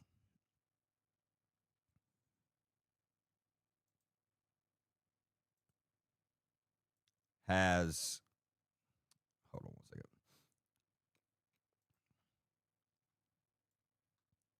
is completely untrained, and we'll discuss it all. Let me get it pulled up.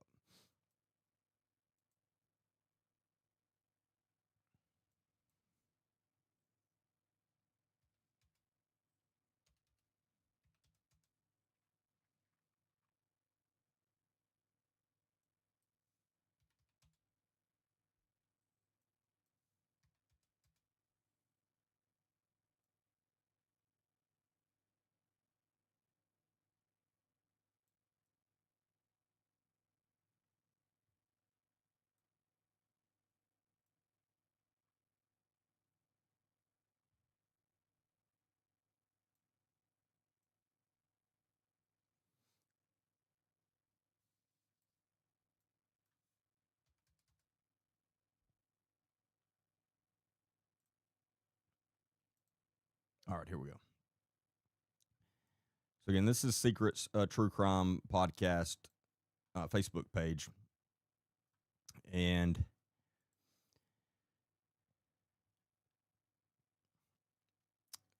so they put out Danielle Calloway, who is one of the deputy coroners in Walker County, has now publicly responded to my post regarding the Walker County Coroner's Office and the issue of legally required training for coroners and deputy coroners. In her response, Danielle claims she completed. Well, let's go ahead and let's read over what they originally posted, and then we'll read what Danielle responded to.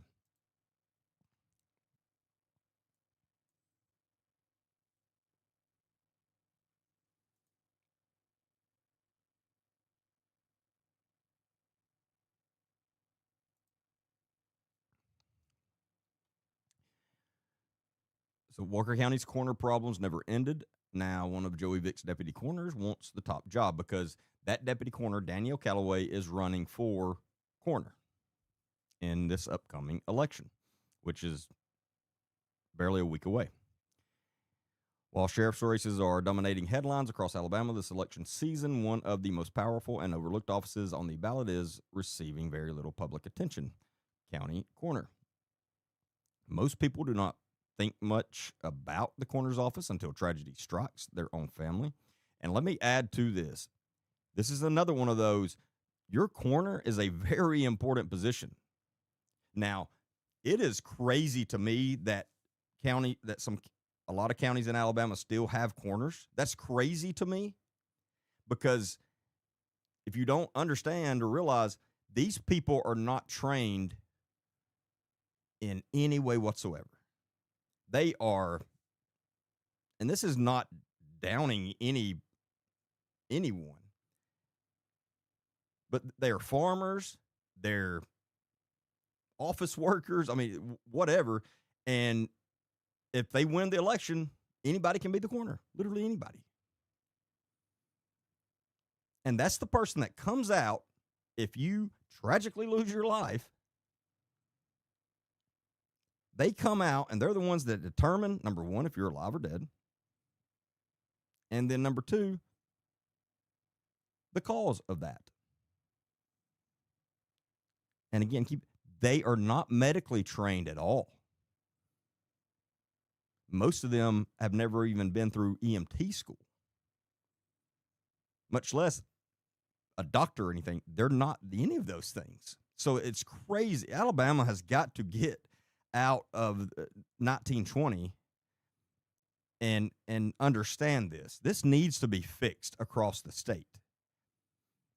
Now, a couple of large counties figured this out years ago and have done away with them. Jefferson County, Tuscaloosa County, maybe Mobile or Montgomery, one or both of those, and that's about it. The rest still have these random people as coroners. It's crazy. When you really think about it, that is nuts. So anyway, back to this. But as Amber said, most people do not think much about the coroner's office until a tragedy strikes their own family, but coroners hold extraordinary authority. They determine cause and manner of death. Their decisions can impact criminal investigations, autopsies, toxicology testing, insurance claims, prosecutions, and whether families ever get real answers about their loved one. And here's the part that should concern every family in Alabama. A county coroner is, hold on, I cut that off a little bit. Let me fix that.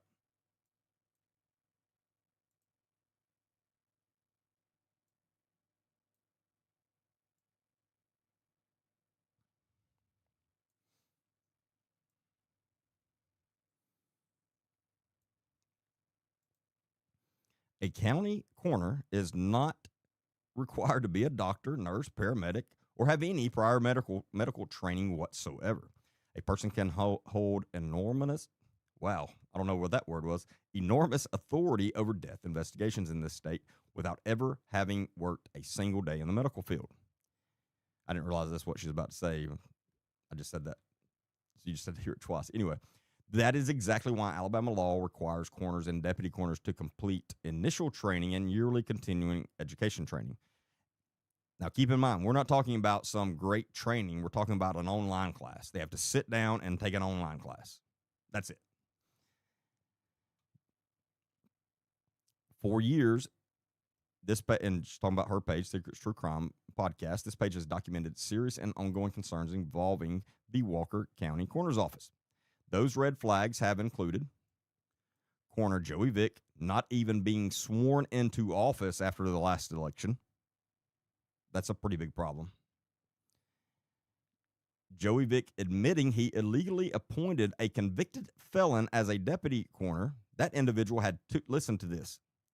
That individual had separate convictions involving manslaughter and the death of a child under the age of 2, arson, and animal cruelty, and still worked as a deputy coroner in Walker County for many years. You can't make this stuff up. Infant deaths where autopsies required under Alabama law allegedly were not performed. Let me say that again. Very small children were losing their lives, and Joey Vick, who is responsible for making sure they get an autopsy, was not even sending them to an autopsy. That should concern everybody. That is unacceptable.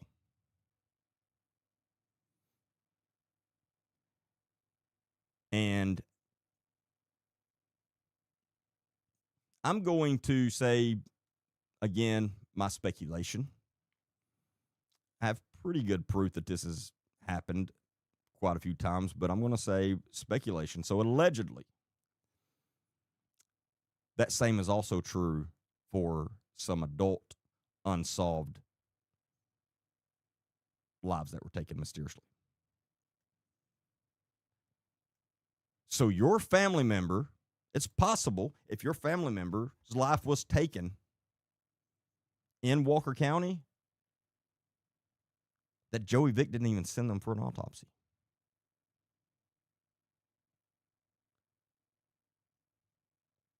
So what do you think the chances of that crime ever being solved? Zero. That's just a fact. These are real people with real families.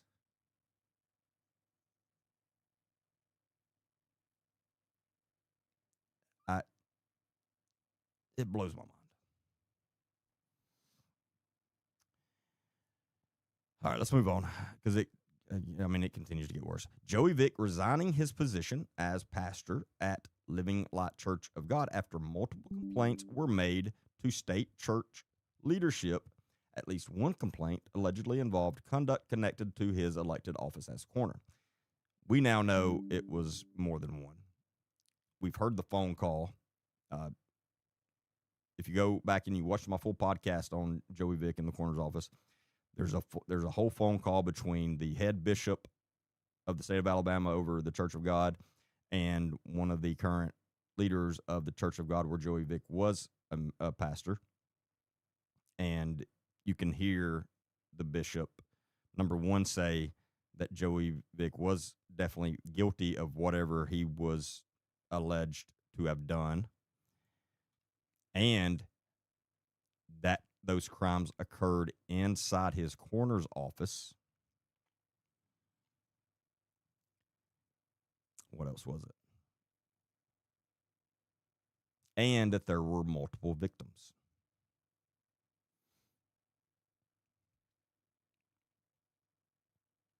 Anyway, Alabama law requires coroners and deputy coroners to complete initial and yearly training. At the time this page first reported these issues in 2023, neither Joey Vick nor his deputy coroners had attended the legally required training. None of it. So even though we're not talking about great training or anything, we're talking about some online classes, and maybe there's some in-person classes, but mostly online stuff. They had not even attended those courses. None of them. Now one of Joey Vick's longtime deputy coroners, Danielle Calloway, is running to replace him as Walker County coroner. Danielle Calloway personally told me she completed the training required by Alabama law. This week, I contacted both the Alabama Coroners Association and the Alabama Coroners Training Commission directly. According to both organizations, Danielle Calloway has not completed their legally required training ever. Never. That means that while serving as a deputy coroner in Walker County for years, Danielle Calloway did not meet the training requirements established under Alabama law despite telling me otherwise. Yes, I have receipts, and that false statement is evidence she was fully aware the training was legally required. Meanwhile, another Walker County deputy coroner, Rodney Bryant, paid for his own yearly training out of pocket while serving in an unpaid volunteer position. So, one of the deputy coroners did actually do what he was supposed to do and paid for it out of his own pocket. I cannot speak to Rodney Bryant's personal beliefs or motivations because I do not know him personally. What I can say is that his actions demonstrated the level of care, responsibility, and professionalism this important office deserves. None of my criticism is directed at him. The contrast speaks for itself. Danielle has already demonstrated that she would continue Joey Vick's long-standing pattern of disregarding Alabama law while cheating the people of Walker County out of the professionalism, accountability, and respect they deserve from their county coroner's office. And you know who else is fully aware that the coroner and deputy coroners did not complete their legally required yearly training? The Walker County Commission. The commission now receives yearly notices from the state identifying coroners and deputy coroners who have not completed the legally required training. This is no longer an issue anyone can credibly claim they simply did not know about. Because trust me, and Amber knows this too, that's what they're all going to say. That's what they say in Walker County. We just didn't know. This is not a meaningless paperwork issue. Coroners handle death investigations. They make decisions that can affect criminal cases. We kind of already said all that earlier. So that's what was posted about Danielle Calloway. And so then that brings us back to her response to that. And then once we get through this, I'll explain how we know for an absolute fact Danielle is lying. And again, she is currently running for coroner. We cannot have her in office there under no circumstance. So again, she has now publicly responded to the post. In her response, Danielle claims she completed all required training and even states she has documentation proving she exceeded the required hours for 2020 through 2025. That should be very easy to clear up. Because before making my post, I contacted both the Alabama Coroners Association and the Coroners Training Commission directly. According to both organizations, Danielle Calloway has not completed the legally required training. Again, ever. This is not a rumor. This is not anonymous sourcing. This is not internet misinformation. These are the very organizations responsible for the training requirements and records. And for everyone reading this information is public record. You don't have to rely on me, Danielle Calloway, or anyone else. You're fully entitled to contact the Alabama Coroners Association and verify it for yourself directly. And then she gives the address to them. So at this point, the situation is very simple. If Danielle Calloway truly possesses documentation showing she completed all legally required training for 6 separate years, then she should immediately provide that documentation publicly and also provide it directly to the Coroners Training Commission so their records can be corrected. Because right now, the official information from the organizations responsible for maintaining those records directly contradicts her public claims. And let's be very clear about something else. This discussion did not begin because anyone attacked Danielle personally. It began because the people of Walker County have spent years dealing with serious documented issues involving the coroner's office, including failure to comply with Alabama law required regarding training requirements. The office of county coroner is not ceremonial. Coroners make decisions that again impact all these very, very important things. And I think we can then see Danielle's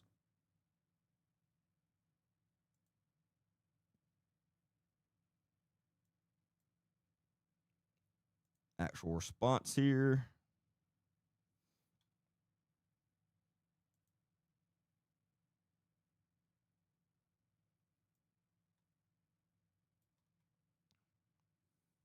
Well, I mean, it says what we just talked about, but you can go to Danielle Calloway's page and see that response. So, but I'm going to make this very simple. Danielle is lying.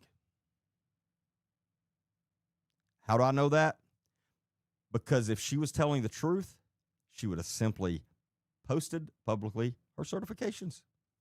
She would post the certificates from these training courses that she's done. It's that simple.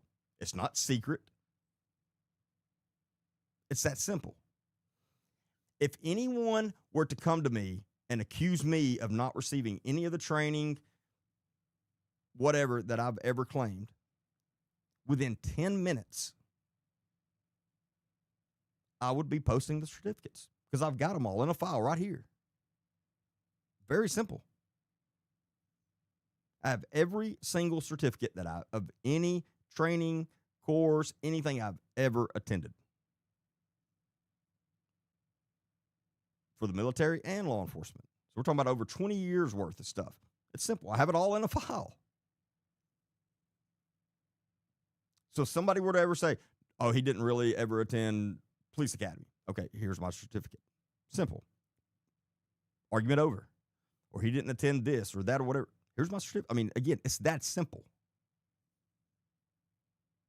And we're not talking about confidential information or something like this, not secret information. There's absolutely nothing wrong with you posting that public if you want to. Danielle is lying. Again, if she was telling the truth, she would have just posted that. And then Amber would have had to recant her statement. Simple as that. So this woman is running for coroner right now, and she is lying publicly to everybody.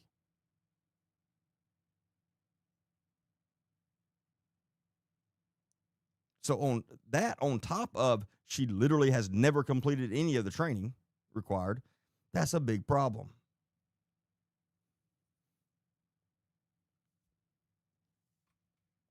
And I've not had time yet, but I will within the next day. Team, keep me honest to this. Make sure that I do this.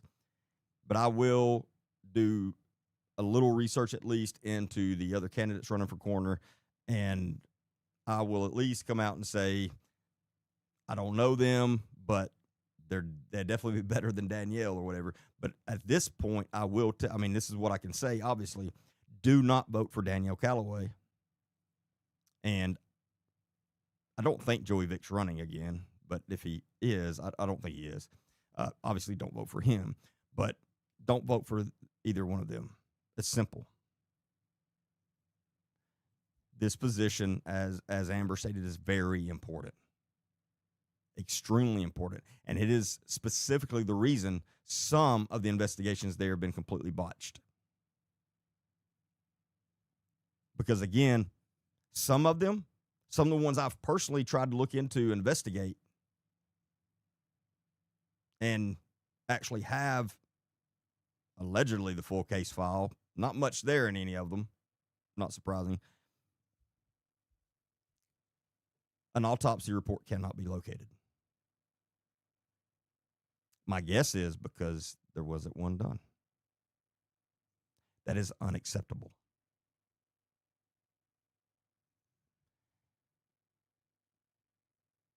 Unacceptable. Now, something similar happened in Lauderdale County, Alabama, a couple years ago, to where the county coroner there wasn't doing his job at all. And I don't know that guy personally, the one that was the Lauderdale County coroner, but I've met him a few times when I was working up there, and Jesus Christ, I don't know who in their right mind would look at that guy and vote for him anyway, but that's what you get. When you have no observation skills at all and you just vote for something, that's what you get. But there were serious problems up there. Numerous people was not receiving any of the life insurance policies that they were supposed to be getting simply because he wasn't doing the paperwork at all. So they couldn't get a death certificate. And that happened to numerous people. And there was a lot of other things. Blood from scenes and stuff that was supposed to be sent to DFS. He was not sending. I mean, there was all kinds of things. And he was immediately forced out of office, thankfully. I think he may have got sued, too. I don't remember. I'll have to go back. It's been a couple years ago. But some of you probably know from up there know what I'm talking about. This is not the first time. Again, Alabama, we've got to fix this. This is one of the things we've got to change. We've got to change this system because it is not working.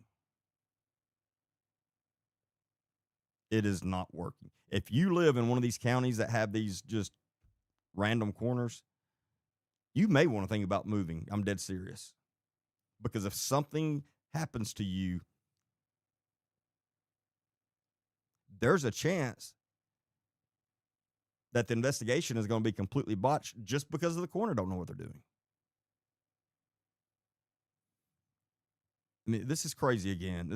And this is on the state for even still allowing this, because the state does have authority over this. The state legislatures can change this, and that's got to happen. We can't carry on like this. This is ridiculous. And I know for a fact that a lot of Alabama citizens don't even know that that's how it is. Because I personally have talked to some of them before, and they couldn't believe it. Like, what? They're not doctors? No, they're not. They're nothing. And one reason that a lot of the coroner's offices don't have anyone decent even running is because they don't pay anything. Like, a lot of them pay like $10,000 a year, and they're called out all the time to look at dead people. Like, I mean, I don't even know. I have an issue with anybody signing up for that job, honestly.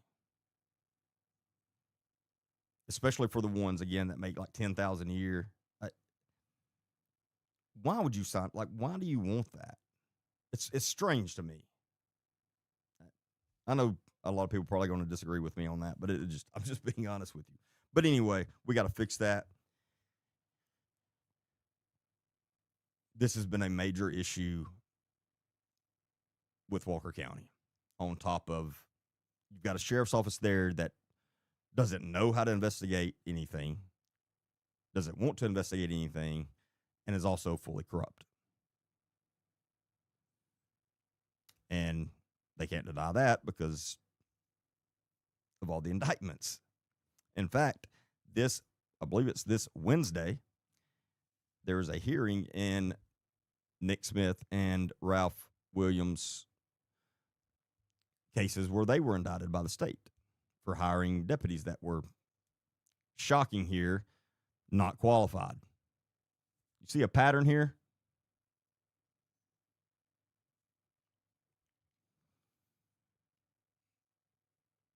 I've never in my life seen so many issues in one county. Not even close. I'll tell you this, one day this is going to be one hell of a documentary. And when that documentary does come out, there are going to be people go watch it and say, that's a movie. Like, there's no way most of that is true. But unfortunately, it is. Most of the craziest things I've ever seen or heard in my entire life has been in the last year out of Walker County. It's crazy.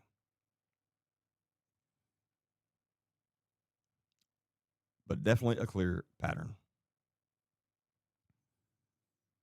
And that brings us back around in a circle to what I was saying about the Joshua LeBlanc issue, which, again, if you weren't here in the beginning, Joshua LeBlanc was a scientist for NASA, and last year mysteriously lost his life.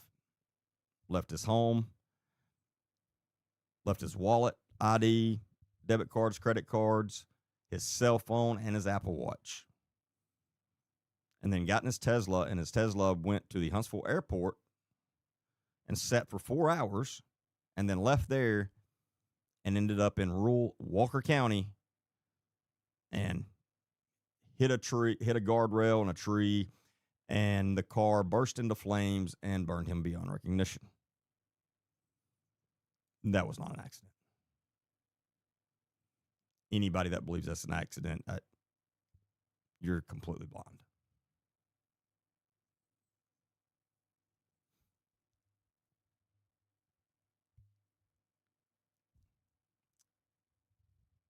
Now, there's a couple theories here about why he ended up in Walker County. One is, again, back to the theory of possibly it was connected to one of these two ranges.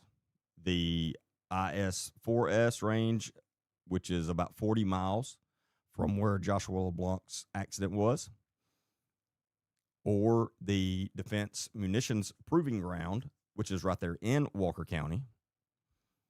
So both of them are major government contractors and involved in testing some highly secretive stuff. And some of the exact specific things that Joshua LeBlanc and Amy Eskridge was working on are some of the exact same things that the IS4S in Marion County test. So definitely a possibility that he ended up in Walker County with something to do with those. But another theory that someone, and I didn't think of this, I can't take credit for it, I wish I could, but I was talking to a very intelligent person a couple days ago, and we were discussing this, and they said there's a good possibility that he ended up in Walker County because whoever was responsible for taking his life knew what goes on in Walker County, and what better way to stage an accident and not have to worry about it getting investigated. That's very true. So, first off, if whoever was responsible for Joshua LeBlanc's life, taking his life, very sophisticated with crazy technologies. However they did, whatever they did. So we're not talking about John Brown on the street corner that decided he was going to take somebody's life. That's not what happened here. This was a very sophisticated thing that was carried out. So whoever was responsible for that probably knows, or it wouldn't take long. I mean, they could literally Google, if I want to stage an accident, where's the best place in the state of Alabama to do it and not get caught? And it wouldn't take you long to see Walker County popping up everywhere because that's what they're known for, literally. They're known as the hitman capital of the country. They're known for their corruption. They're known for the amount of missing people and the amount of unsolved cases. That's literally what they're known for. So, again, if whoever was responsible for Joshua LeBlanc's life knew, well, let's just drive his car to this Walker County and stage an accident, and nobody will ever figure out there's anything suspicious about it, which is exactly what happened. Because the only reason we're talking about it now is because of all the other either missing or scientists and researchers that have lost their lives under very suspicious circumstances in the last 4 years. And so while looking into all that, someone along the way goes, whoa, we also had this guy in Alabama. And once they started looking into it, it was like, hey, this is pretty suspicious. Now, I'm not saying nor implying that Walker County Sheriff's Office had anything directly to do with Joshua LeBlanc's life being taken. I am not stating that whatsoever, so don't misunderstand that. Again, I think it's a possibility now that they were indirectly responsible, meaning somebody knew their reputation and knew they wouldn't investigate anything and did it, but also knowing what's going on at the coroner's office. And knowing, hey, this coroner over here, he won't even send you to for an autopsy. So there's a good chance that had something to do with it.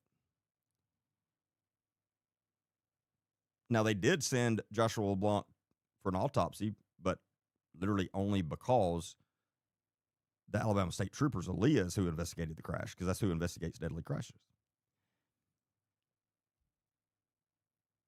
But it took DFS, Alabama's Department of Forensic Sciences, 3 days to get him identified.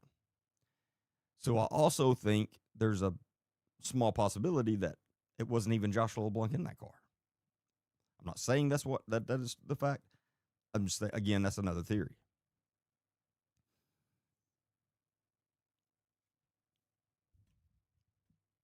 one thing that's very concerning when we're talking about the coroner, the things that I now know on Joey Vick.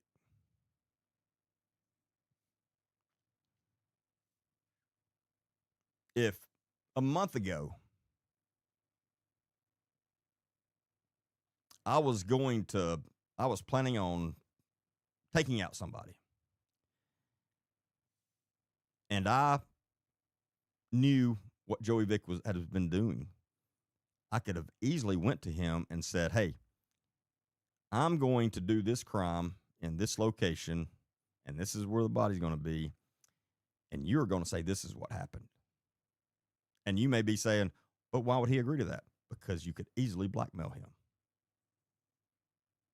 He is very open to any blackmail considering the crimes he's committed. So anybody that knew those crimes that he had committed could easily go to him and say, "You're either going to do what I say or I'm going to call you out. And I'm going to go to the police or go to the news." And then boom, he's got to do whatever they say. And I 100% fully believe that has happened before. With some of the cases, at least one of the cases, maybe more than one in Walker County. Because now we know, hell, almost all of Walker County knew what he was up to. And we know that there are tons of victims. So it could have been as easy as one of these victims or their family went to him at some point and said, "You're either going to do this and say this and not send the body for an autopsy or whatever, or we're going to tell on you." And he had to do it. That is why you cannot have someone in a highly elected official office that is out committing crimes, because they are open to blackmail. And trust me, blackmail happens every single day across this country. It's very, very possible. And as I said, again, this is speculation on my part. I'm not saying this has happened, but I would bet that has happened with Joey Vick on one or maybe multiple of the crimes there. Could explain why some of the people that was supposed to be sent for autopsies wasn't. Because then he could simply just say, "Oh, I meant to," or "I misplaced this paperwork, so I didn't realize I didn't."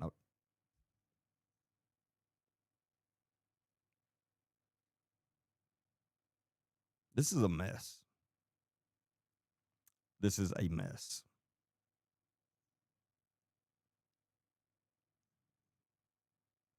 And I don't have all the right answers for how to fix this immediately, but I know a good start. Question: is Walker County a wooded county or swampland? Both. To make it even worse, it's also a county full of abandoned mines, coal mines, tons of them. There are plenty of places to put somebody that you don't want to be found, unfortunately.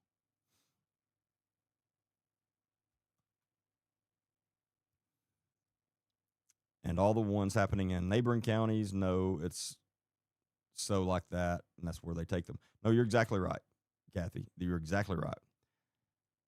I know a girl that was found. Well, I mean, unfortunately, she lost her life. So, but one of my previous informants, when I was working, was found dumped on the side of the road in Walker County. She didn't have any connections to Walker County. I mean, I know what happened. Somebody took her life in more than likely Tuscaloosa County, and they took her up there and dumped her because, again, that's where people take them because they know there's not going to be an investigation. And some of them even knew there's a decent possibility the coroner won't even send them for an autopsy. This is very serious stuff.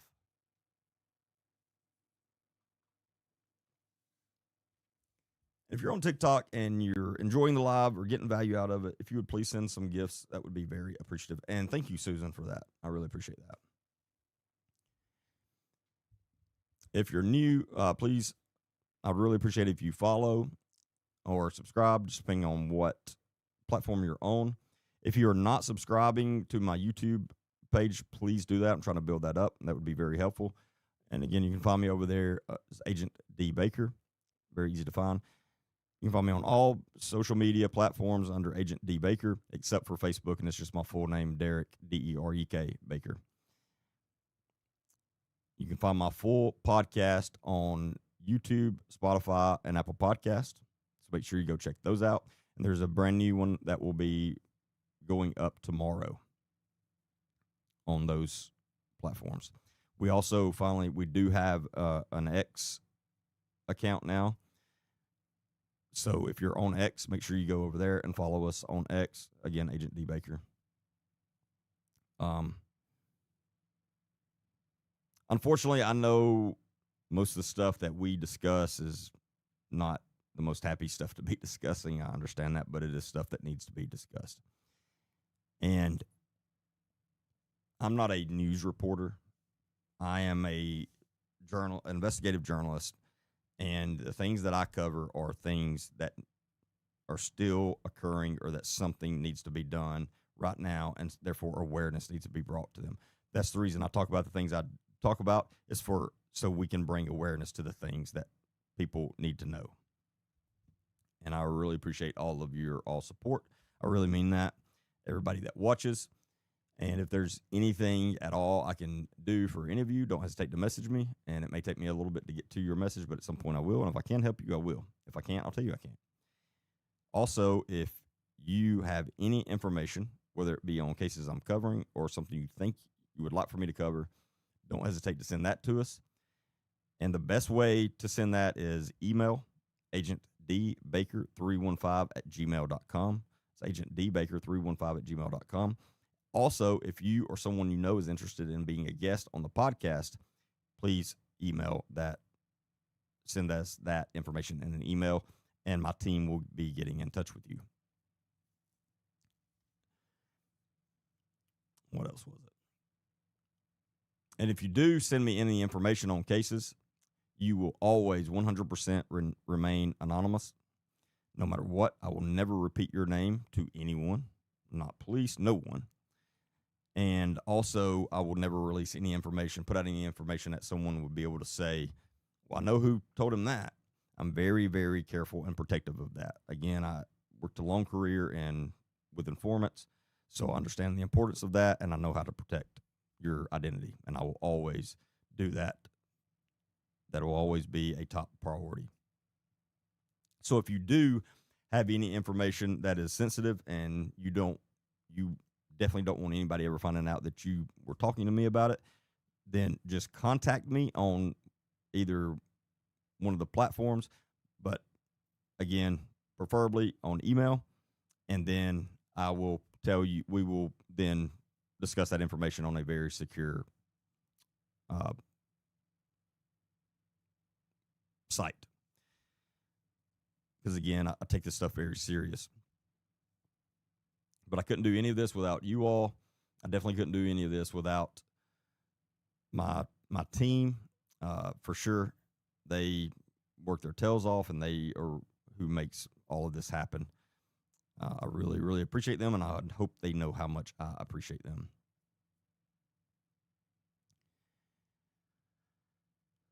Other than that, you can catch my live show Mondays and Wednesday nights at 8 p.m. Central and Friday nights at 9 p.m. Central. And sometimes I jump on randomly. But also, again, make sure you catch my short videos I post on TikTok, Facebook, YouTube, and then my full podcast on those other platforms that I talked about. I hope y'all have a great rest of your Monday night and a good Tuesday tomorrow, and I will see y'all back Wednesday. Welcome to Truth Recon. I'm Agent D Baker, former narcotics detective, SWAT team member, and U.S. Navy combat veteran. With years of real-world experience in high-stakes environments, I've seen firsthand the dangers that lurk both in our communities and now increasingly online. Before this show begins, understand this. What you are about to hear may be disturbing to some audiences. This podcast contains explicit language, dark themes, and real conversations that are not suitable for children and may be triggering for some individuals. If you choose to continue, do so knowing this content is intended for mature audiences only. Discretion is advised.